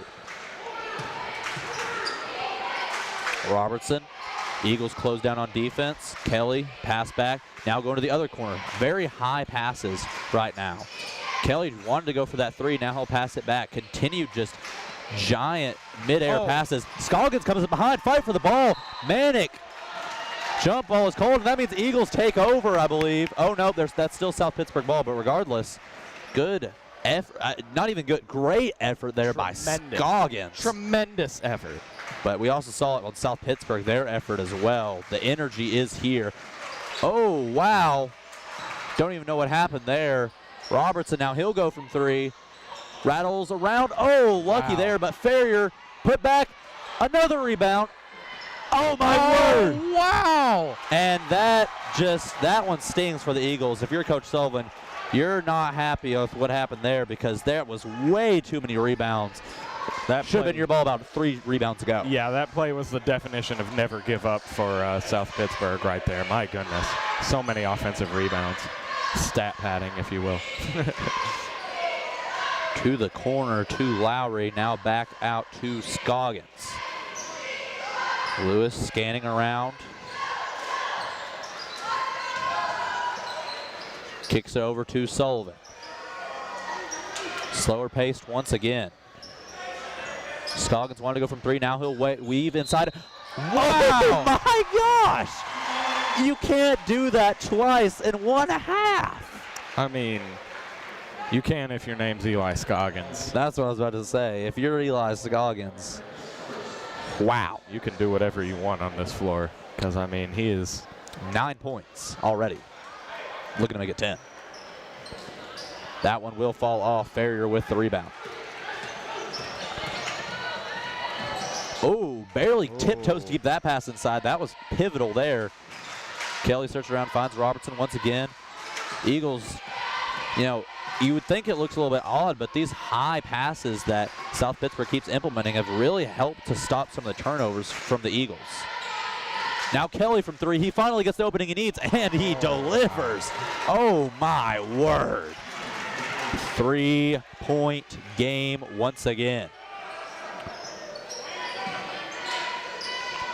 Over the top to Scoggins, and foul is called there on the Pirates. Second on them in the quarter. The Eagles still have 0.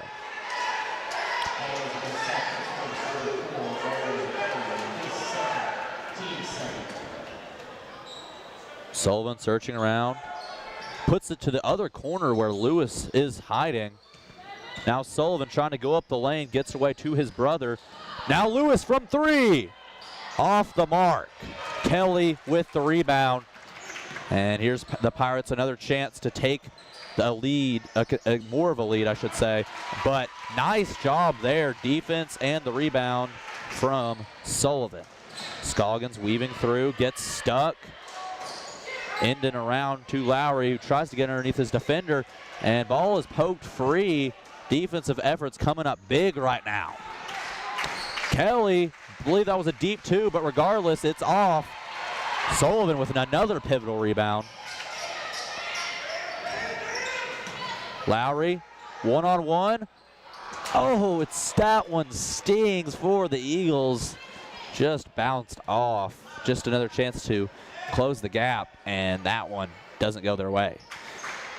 Now it looks as if the Pirates slow things down a little bit.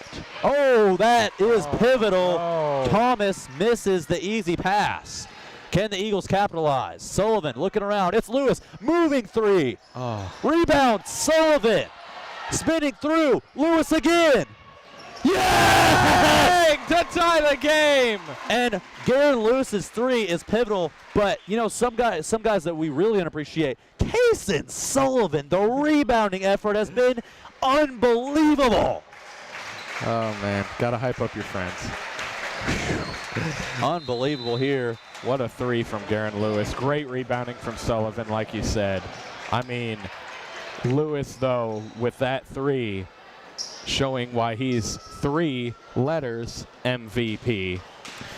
That's his 3rd 3. That's all he's got so far now. We've seen nights like that where it's just Garen Lewis is just the catch and shoot guy. It gives me, you know, if you think about, you know, we've talked about NBA comparisons, which you said Coach Sapp doesn't like. Yeah. He kind of gives me reminiscent vibes of like he could be a Garen Lewis, Steph Curry, or a Klay Thompson, and just the fact of like he could be Steph Curry and he can assist but still make threes, or he could just be Klay Thompson and catch and shoot all over the place. Oh yeah. Let's just hope he's not current Klay Thompson, but he never is. Hey, he came off the bench the other night, dropped 35. Yeah. Hey, one good game, but if Klay Thompson sees this, which I know he definitely will, you know I love you. Back to our district action here. Things are finally once again all tied up for the Eagles. It's 20-20 against the Pirates. Both sides feel very evenly matched right now. Kelly getting low with Sullivan. Now weaving through traffic. Robertson. Wow. Oh my word. Oh no. I don't believe it. Oh wow. Oh, and that is going to be a contentious part of the game. I'm gonna be honest, I didn't see what happened there. It's not going to be fair for me to make a call, but charge is called. Eagles fans loving it. Pirates fans obviously also hating it. I don't know how to pick a side here. I may be more of an Eagles commentator, but I don't know what happened there. Either way, it's the call that's been made, and now the Eagles have the ball. Can they capitalize? Lewis to the corner. Not quite. Too far. Rebound. Oh. Oh, and that one, it hit the line before Scoggins get a chance to rebound. Oh, wait. Oh, no. Looks as if they're saying, was that either it went out or there was a foul called. I wasn't quite sure. I believe he marked 1-0, so it might have been a foul there. Ooh. Regardless, play continues. Lewis looking for the catch and shoot run again from that same corner. Now he'll back out of it. Scoggins will go from 3. That one's off. Oh, and the foul called on Sullivan. It was either Sullivan or Shadrick. And while I did not get to see the Gordonsville game last Saturday, I do know that on the Whitwell game, the most recent Whitwell game, Kason Shadrick, who's entered the game, made a huge impact, scoring 17, including 5 threes in that one. So makes sense why he's getting the play time here to add to the scoring prowess for the Eagles. One-on-one against Scoggins. Oh my word, Thomas with the length and the finesse to finish. Up 2 points once again. Yeah, we see a worrying height advantage for South Pittsburg right now with Logan Sisk coming into the game. Scoggins weaving through traffic, plants his feet, gets it back out. Sullivan from 3. Oh, off the side of the backboard, not the shot he's looking for. Excuse me, no, that was Shadrick there. Here we go again. You're confusing Shadrick and Sullivan. Deep 3 there, rebound. The height difference is coming in clutch here. One-on-one foul is called on Scoggins. Look at the Scoggins vertical, though. I mean, that was insane how high he jumped there. My goodness.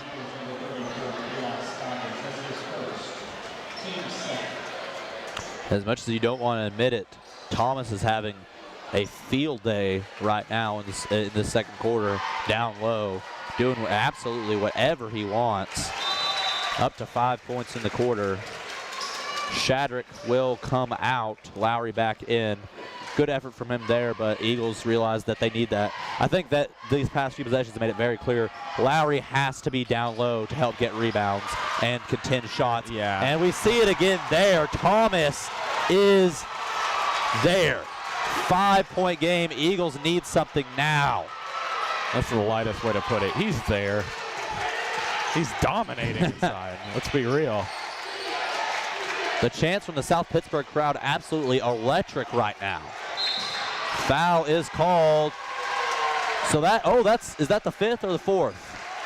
5th. So that means heading to the line. Callan Sullivan, that's a break you need right now. Get extra points on the board. This might be the first time I've seen him at the free throw line so far this season at home.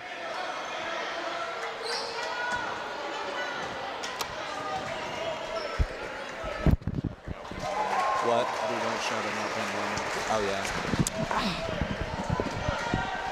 So Callan Sullivan will head for his second, and that one will be off. Went 1 for 2 there, fighting for his own rebound, and that's going to be South Pittsburg basketball. 4-point game. As we close out this second quarter of action, I want to thank Ben Lomond Connect, of course, for their sponsorship and support of this basketball game, making electric moments like these. Here we go. 30 seconds left in the quarter. Underneath, Scoggins contends. Eagles take over with a chance to bring this gap closer. Oh, wow. Aggressive play call there. Oh, no, it worked out for him. Going up. Laying it through. And there's a foul called. 7.3 seconds, and free throws here can dampen the Eagles' energy. If you're the Eagles, you're obviously hoping for 2 misses more than ever, because you really need every single point you can get in a game like this. Big moment here for Blair, the 8th grader. Big moment in this young man's career. First one is off if you're the Eagles, hoping for a second there. But then again, you still have to win a rebound against Hardrick and Thomas down low, which has been proved to be a tall order. No pun intended. Off the mark, but Thomas put back, another chance. Shot waved off. Looks as if foul was called. Yes, foul was called on South Pittsburg. And since they are in the bonus, Eagles are in the bonus. Eagles will get a shot from the line. Lowry will head to the line, and this is a pivotal one here. Pivotal 2, I should say. Could have been a costly mistake. Like we said, every point matters. Lowry's first is way off. Gonna need the second here. You want to make it a 1-possession game heading into half. Yeah, that's got to really hurt Lowry. He could have made it just a 2-point game. Still a chance to make it 3 here, though. This place is electric. Second one is off. No. And 1 second on the clock. Not going to get it off in time. So Eagles avoid more catastrophe. But still keeping it very close. But Eagles going to have to overcome a tiny yet important deficit in the second half. But man, what a game it's been so far. Thank you once again to Ben Lomond Connect for bringing you this broadcast and supporting our Eagle Network. We will return from the second half of action to see who is crowned district champion. South Pittsburg up 25-21. I read.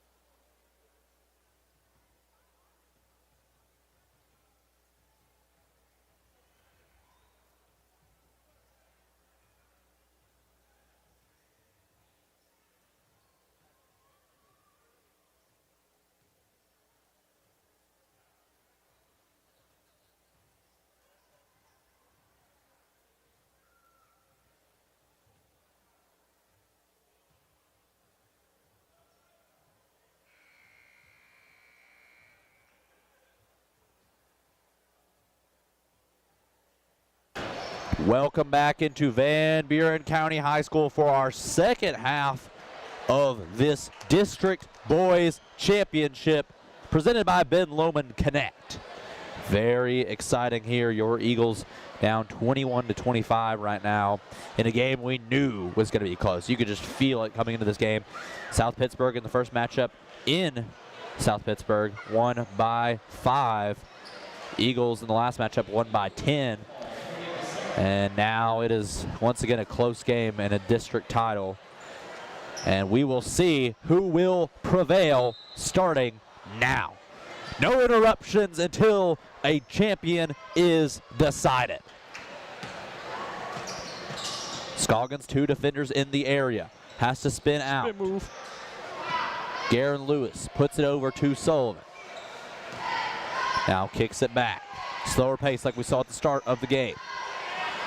Scoggins has to heave one over to Sullivan. Now it's back to Scoggins. Scoggins gets rid of his defender. Now launches one over. It's Sullivan. Deep 3. Yes! And that cuts the lead to just 1. Big way to start out the second half. Callan Sullivan with an electric 3. Looking like Garen Lewis with a 3 like that. What will be South Pitt's response? They looked so good in the first half, but now lead cut down to 1 quickly. Anything can happen in a game as close as this one. Both teams being very precautious, something we saw at the beginning of the game. Backing down Lowry. Thomas can't get through his man, now has to kick it back out. Oh, spinning through Farrier. Oh, wow, what a move from Farrier. 3-point game.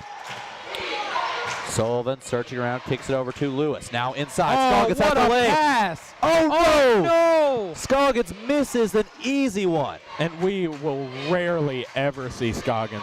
Gets rid of it miraculously. Oh my word. Sullivan kicks it over to his brother. Eagles managed to stay alive in this possession. Oh my God, the swarming defense. And now timeout finally called to avoid catastrophe, but South Pittsburgh's defense looks deadly to start off this half. Looking like a swarm of locusts was the South Pittsburgh defense there, just surrounding them on every opportunity.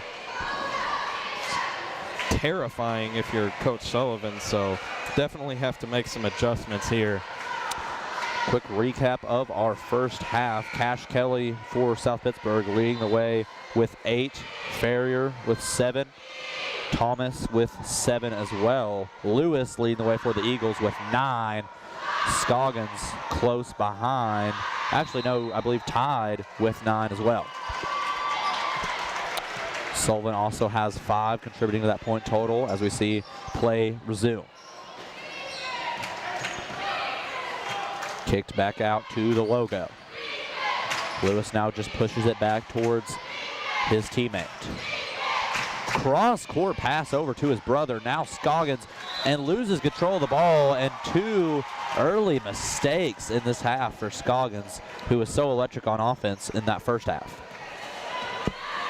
A little bit worrying if you're an Eagles fan. I mean, Scoggins is always so dominant on offense, but seeing a couple hiccups there, hoping he can get it back on track. Oh, laid out and easily puts it through. Lowry unable to take the hit. Now Sullivan back over to Scoggins.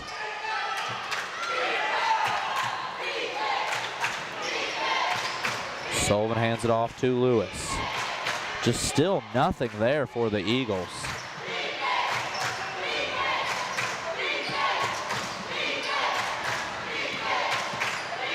Just having to take everything so slow right now. Now they get trapped in a corner. This has been a theme early on in this half. Eagles getting absolutely swarmed with defense. Double teams galore. Now Sullivan will go from 3.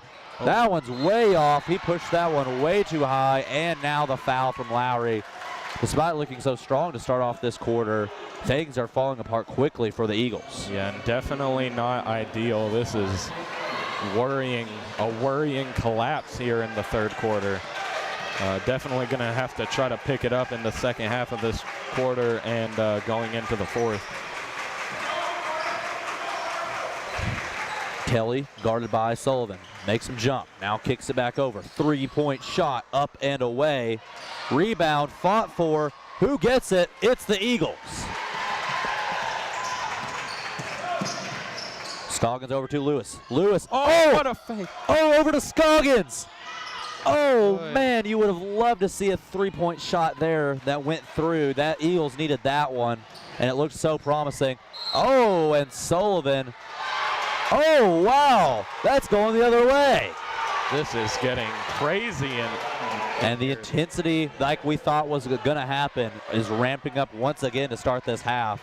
Big call there in favor of the Eagles. We're seeing great defense from both sides, but the offense is just lacking and can't break through these tough defenses. Lowry over to Lewis.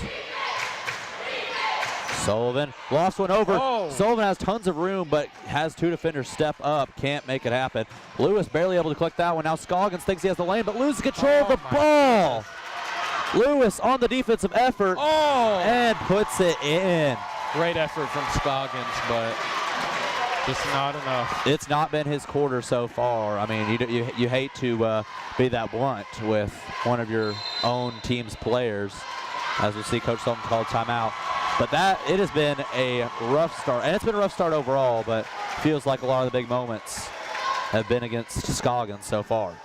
Yeah, it seems the Eagles offense is at a stalemate with the Pirates defense. I mean, just cannot break through and get another point after the Sullivan three-pointer to start the period. I mean, they've been held scoreless in the past, 4 or 5 minutes? Feels like it. Yep, it's been about, because that was one of the first shots taken in the quarter. And, you know, it hasn't been a major run that South Pittsburg was win on, but it's felt like one. They've only won on a 6-3 run, but it feels a lot more than that just because of the stakes of this game.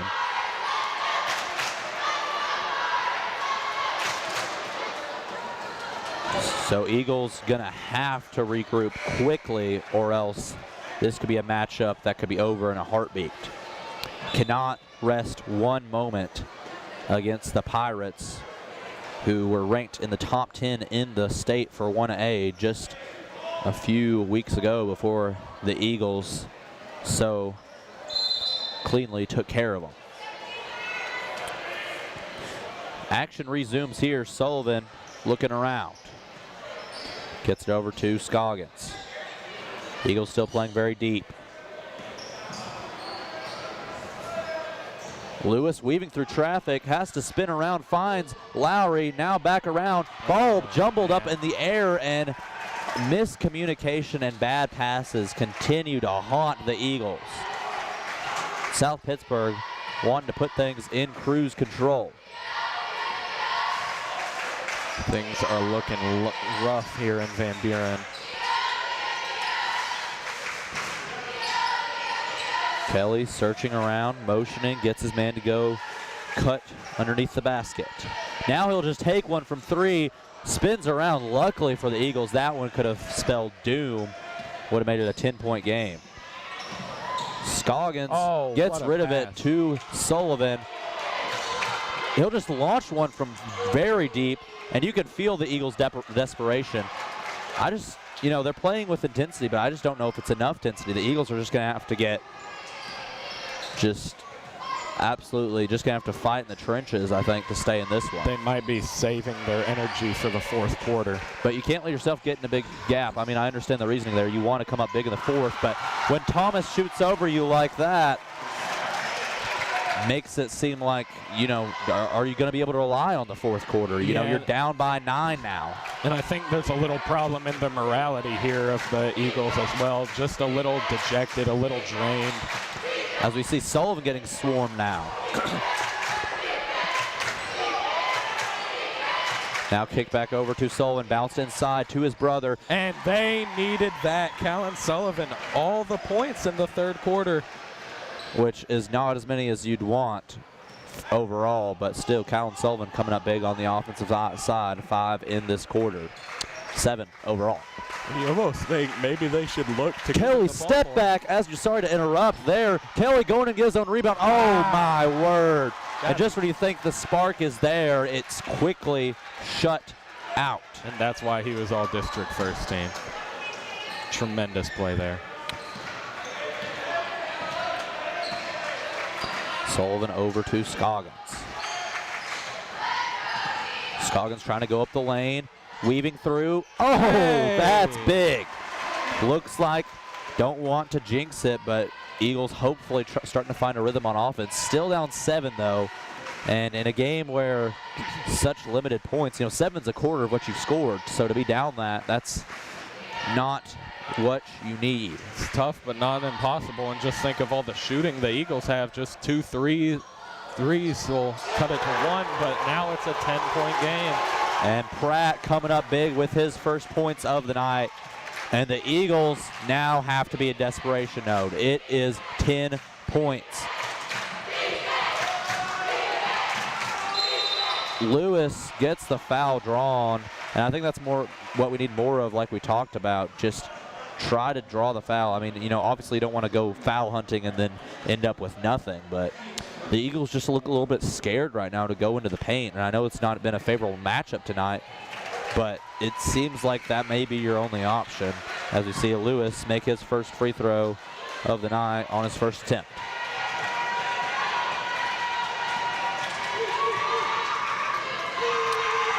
Lewis will go 2 for 2 there, cuts the lead back down to 8.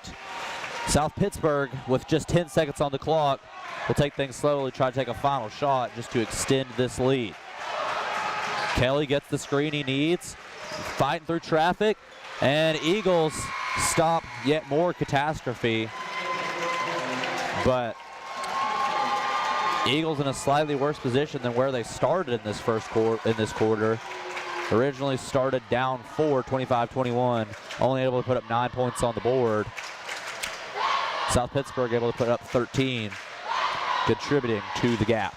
And before this quarter gets started, a quick thank you to Ben Lohman for helping us get this game up for you all and for sponsoring this game. And also, I would like to give a quick apology to J.R. Hardrick of the South Pittsburg Pirates. Earlier in the game, I referred to him as Logan Sisk.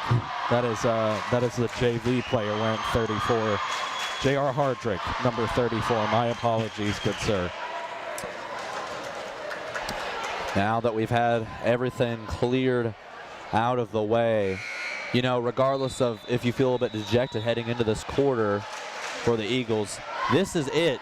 Obviously still chance in the regionals, but you don't know how far you'll make in the regionals. This is your best chance to take home some hardware, and the Eagles know that. I don't know if it's picking up on the crowd, Mike, but the energy in the stadium just picked up big time. I mean, it's been a long time since I've seen energy like this here in Van Buren County. It's always an energetic stadium, but wow, the crowd just picked up in this arena. And that's the type of energy the Eagles will need. And likewise, I think that's the type of energy we'll contribute from now on. Here we go. 4th quarter for the district title. Can the Eagles join their Eaglettes on the record books? It is more electric in here than Benjamin Franklin could have ever imagined one room be. This Lowry versus Thomas, one-on-one, rolls it into the basket. Great start for South Pittsburg. Thomas continues to make his impact felt. 10-point game. Scoggins stutter stepping. Sullivan loses control of the ball. Oh, ball is deflected. Fight for it. Scoggins lands on it. Oh, and they're going to call that a jump ball.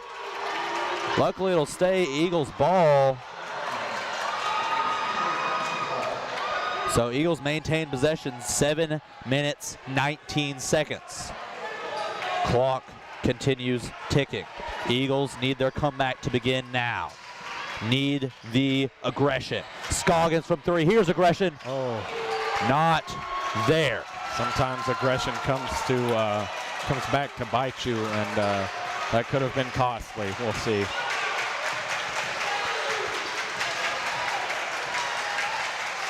South Pittsburg playing a slower paced game. Robertson kicks it out.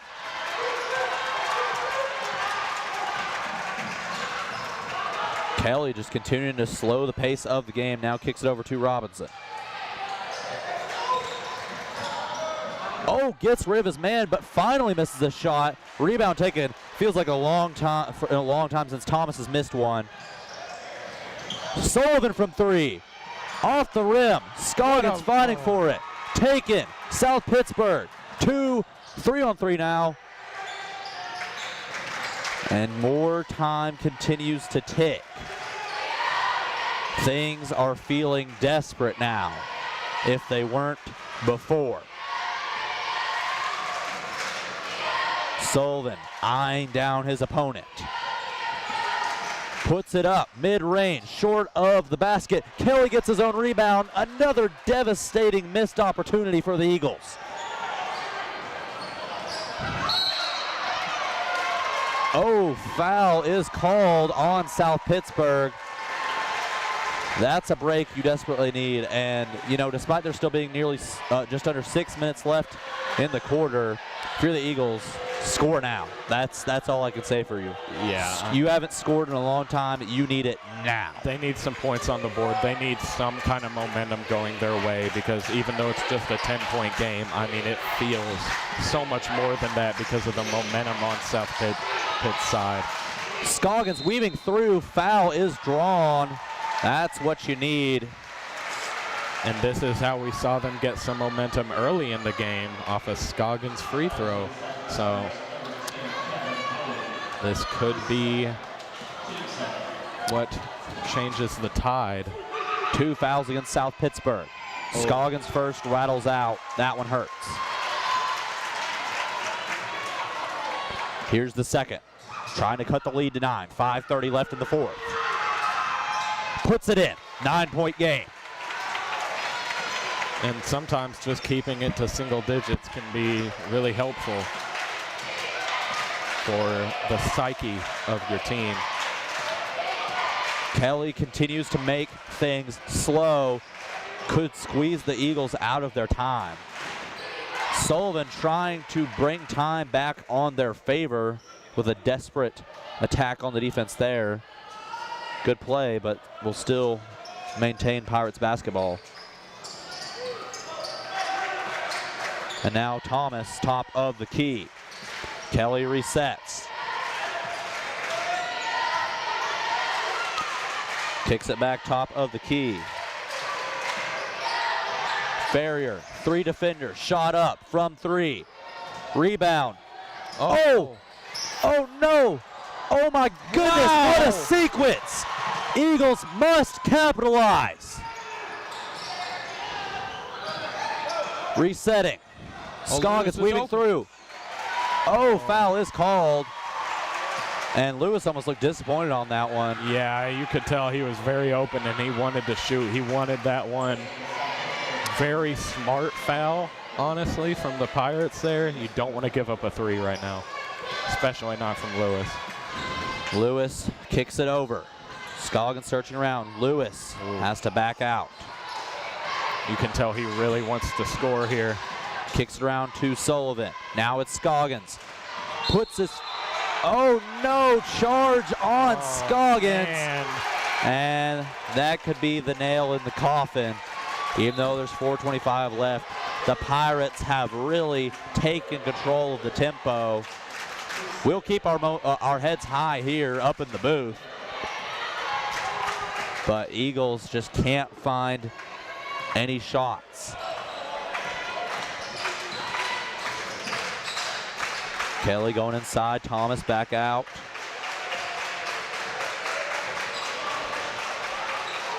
Kicks it left side. Now Lowry around the stripe, now getting some help, Scoggins. Oh, Lowry poking the ball free. Now fighting down low. Bounces around the rim. Farrier, it's out on Farrier. And just more clinching moments. Under 4 minutes now. Still 9 points. Really need a bucket here. Eagles just don't have the pace they need. I mean, you obviously want to take the perfect shot, but Scoggins going up underneath. Foul is there. Fourth foul. Fouls may have to be, even though I don't think that they will be a saving grace for the Eagles. They could come into contention, maybe help, you know, ease the pain, ease the gap just a little bit. Slowly chipping away at it. First one is off, and you know, despite Scoggins seeing such an efficient free throw shooter, he's 1 of 3 in this fourth quarter. Has not been the best half for Scoggins. This might be one he wants to forget. 2 of 4 there. Oh, looks like there's a push off, and that's a 5th foul, meaning they'll head back to the line. That's big. That's not even big, that's monumental big. Yeah, being in the bonus right now is huge. If they can continue to draw fouls, they could really cut into this lead. Foul was administered towards Sullivan, so Sullivan will be the one who will get to take the free throw here, hoping to have better success than Scoggins. First one rolls through. That's big. 7-point game. And you can feel the momentum. It's creeping back in. The door is creaking open. Second one through. Eagles 4 of 6 in this quarter now on free throws. 6-point game. District championship on the line. Spencer is electric. High pass. Robertson back to Kelly. Scoggins close to the defense. Foul is called. Scoggins pleading his case will go unheard. Coach Sullivan is feeling that one. He is not happy. Second foul against the Eagles. 3:17 on the clock. Robertson weaving through, finds his man. Thinks about the three. Farrier. Oh, he misses it. Oh, no. My goodness. Monumental miss. Farrier's been clutch in those situations. Eagles need more points. They're hungry. They can feel the door cracking open. Their window for this victory is opening. Scoggins, no foul called. He gets his own rebound. Oh my goodness. Who has it? Jump ball, which means it'll be South Pittsburgh's.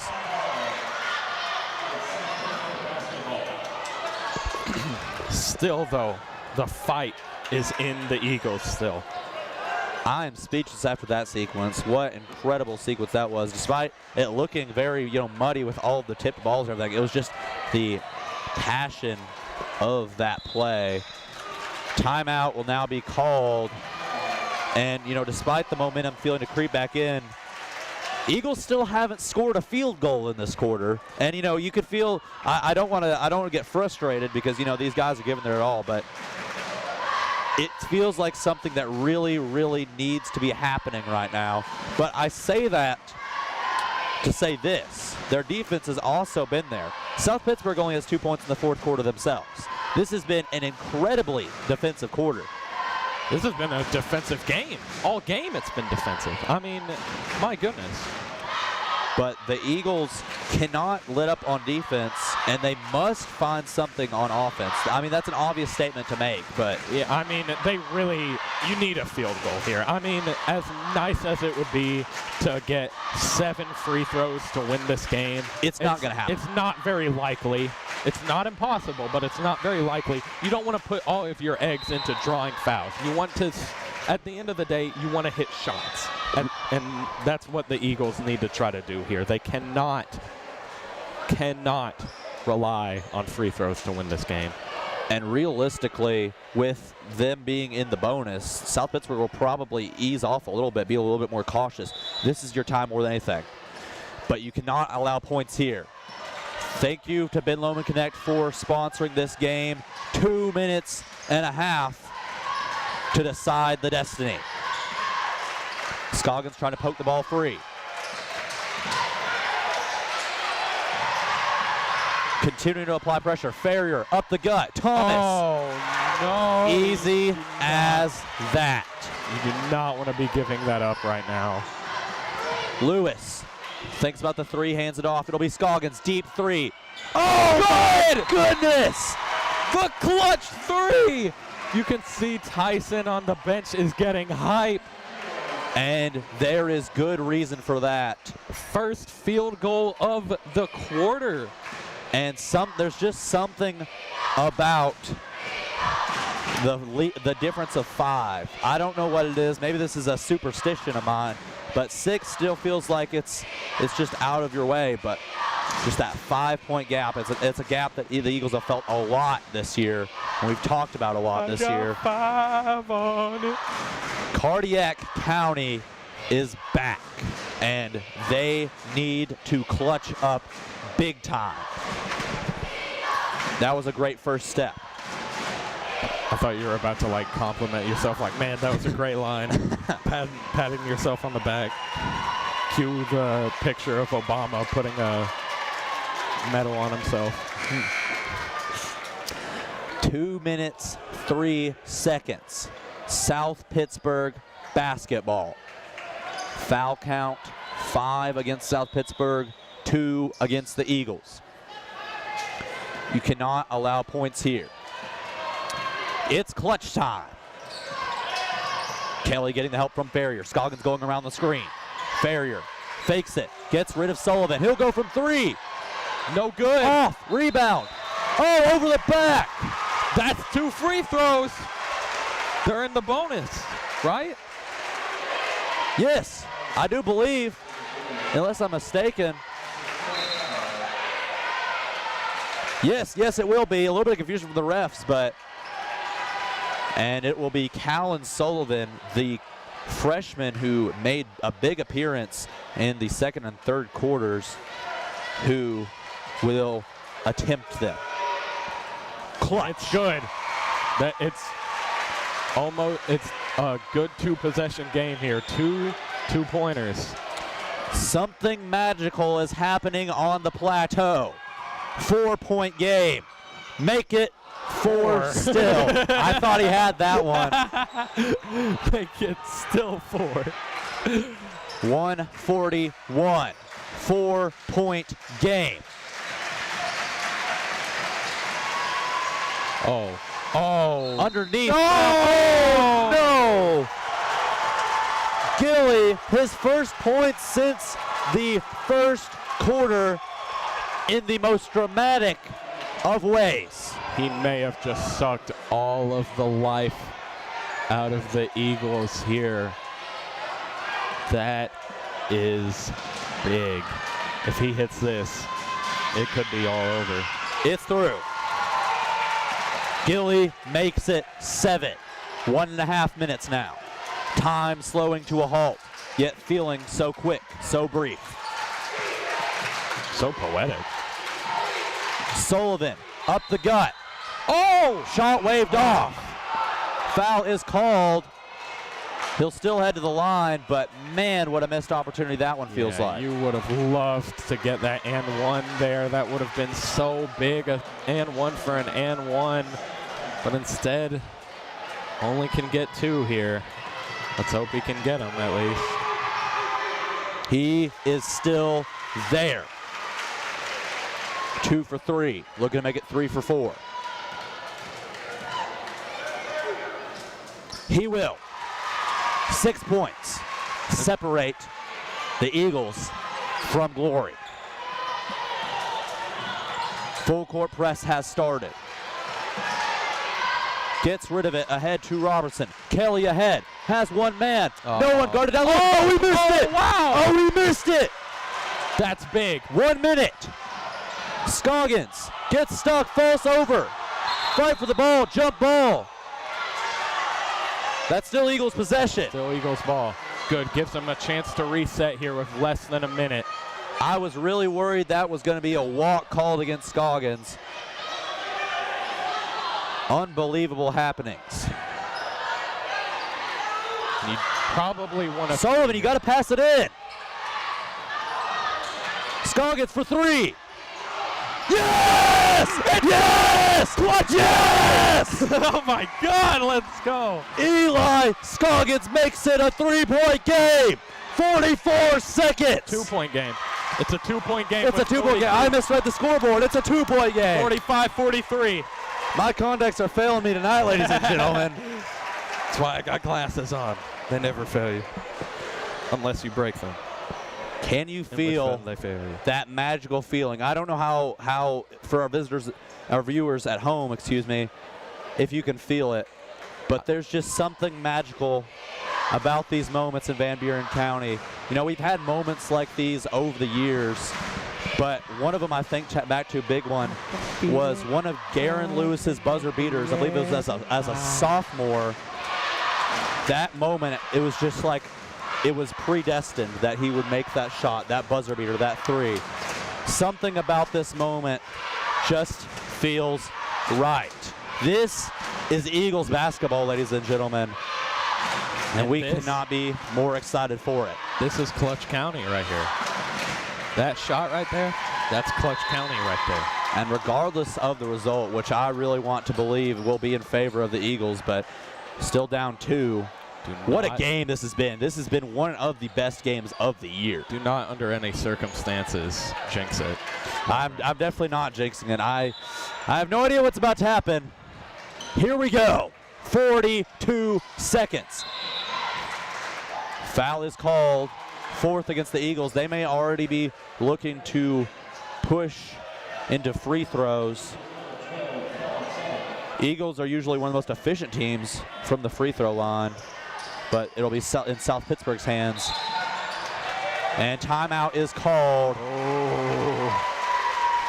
Oh, man. This is intense. I can feel it coming in the air tonight.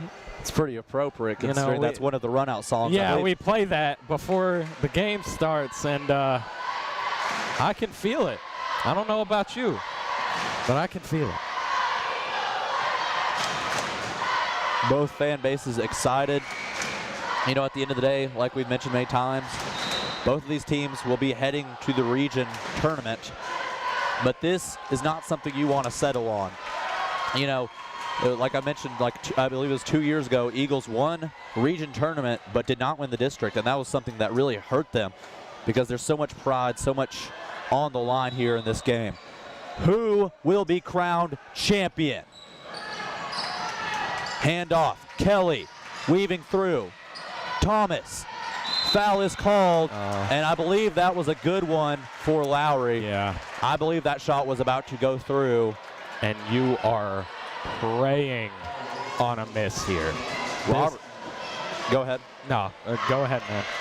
Robertson yet to score in the game, so we have not got to see his scoring prowess. What will he show? First one through, still one possession. Eagles praying for it to hit this rim and bounce in their favor. Oh, it will! Eagles now with the chance to tie the game. Scoggins, handoff, Lewis. Bouncing back out, nearly lost control of the ball. 20 seconds Scoggins left. going up inside. Oh! Oh, fight for the ball. Oh my goodness, the Eagles still have it. Oh no, no. Oh, that is heartbreaking. Heartbreaking possession for the Eagles. And you can feel the excitement. South Pittsburg knows that their chances of winning this title have just went up big time. They'll head to the line. Clock's still running. They got to fix that one.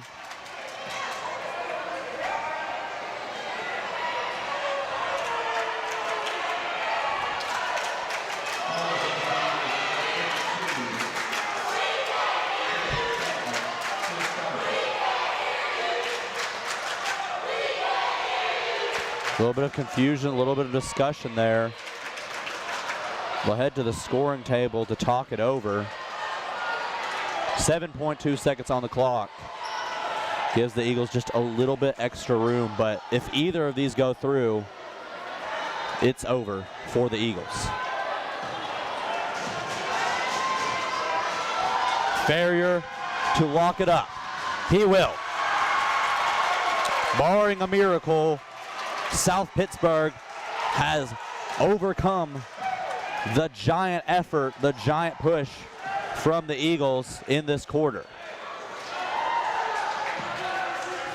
Eagles put in 2 shooters. It'll be Walker and Shadrick. Eagles looking for an all-shooting lineup to give them their best hope. All these guys very good at shooting the 3-ball. Purposely missed that one. Eagles now having to move quickly. Scoggins away to Lewis. 3-point ball. It's through, but I just don't think there's enough time.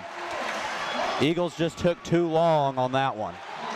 And you would have loved to see that earlier.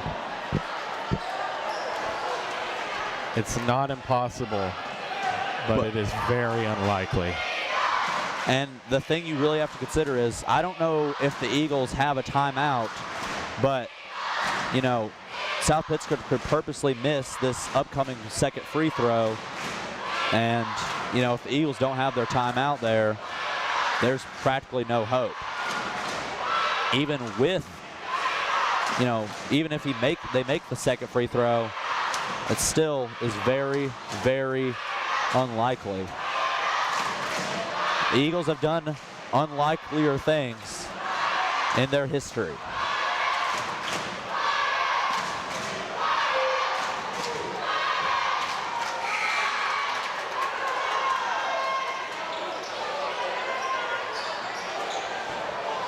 And the thing is, you're going to have to foul immediately. You have to be on your man.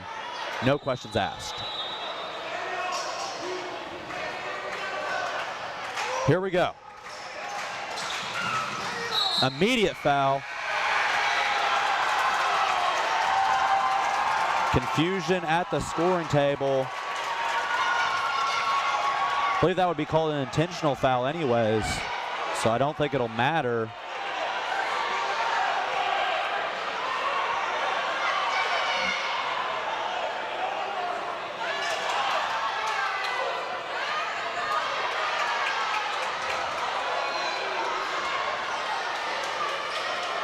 So they'll add back 0.5. They say that only took 0.3.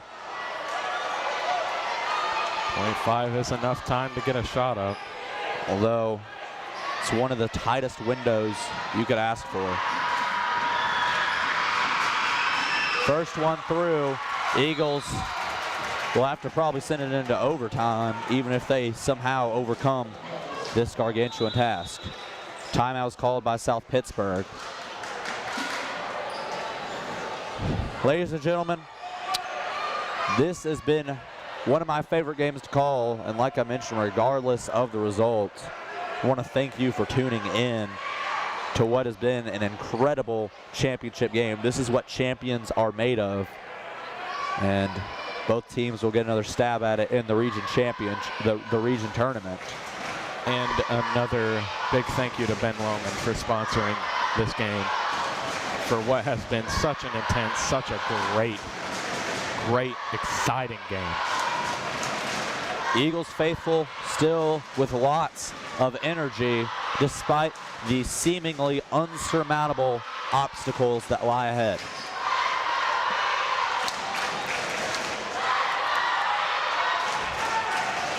Half a second, one free throw, one chance at a shot. They're sending down all three, which makes me think that they don't have a timeout. Yes, they're sitting down. It looks like it's going to have to be a heave for the title. Yes, it will be. A heave for the title. And it's off to the left. South Pittsburg, the South Pittsburg Pirates are your district champions. And for our Eagles faithful, this is not the result that we wanted, but what a game and what a performance from both sides. We will stay tuned for the announcements of our district tournament MVPs and teams.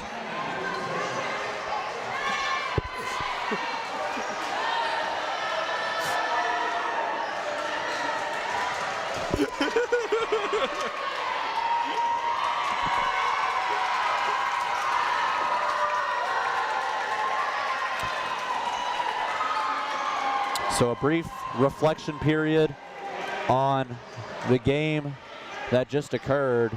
And as we mentioned at the top of the broadcast, it's been a topsy-turvy season for the Eagles. Obviously not the result that they wanted tonight compared to their Eaglet counterparts. But as we mentioned many times, the Eagles have went on to win the regional title without winning the district title before. So anything is possible. And to play a team like South Pittsburg so close, who's been rated so high in 1A basketball, it does give you a lot of hope for this tournament, which will be hosted in Van Buren County. So we hope to have more broadcasts on the way. Either way, incredible effort from the Eagles. Excellent game for South Pittsburg. They earned this. What a great game, though. Definitely felt the loss of Luke Tyson in this one, I think, as well. I think that's not to be ignored. I think that you know, I don't want to play hypotheticals because, you know, at the end of the day, there was a winner of this game.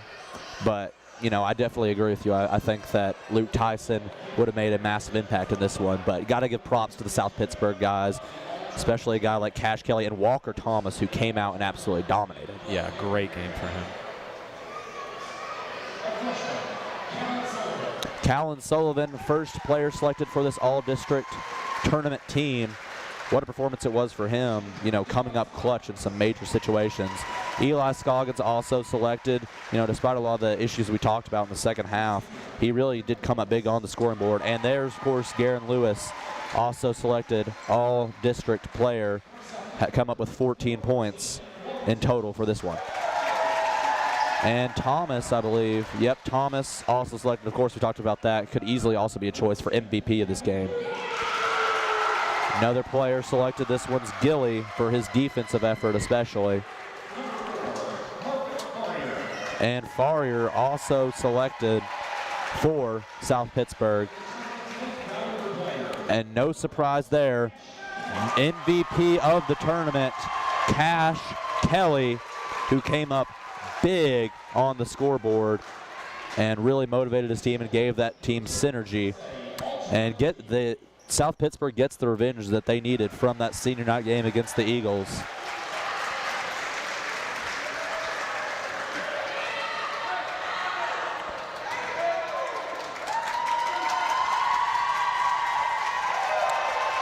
So, ladies and gentlemen, we will stick around just one more moment. Almost forgot about our trophy presentations.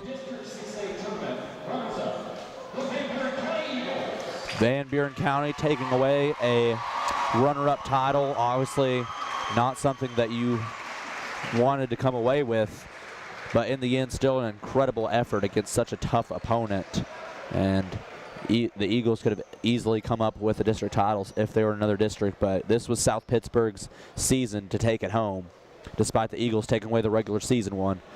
But, you know, some of the highlights of this regular season and this tournament, you know, we saw some big play from guys like Sullivan and Lewis, and also Scoggins. And then also, you know, talking about the overall regular season, Garen Lewis with his 1,000th career point. I'd have to look up some other ones, and you know, there's been some crazy opportunities for the Eagles, especially throughout this entire season. It's been a very good season for the Eagles. But tonight is South Pittsburg's night to celebrate. The Pirates take home the title,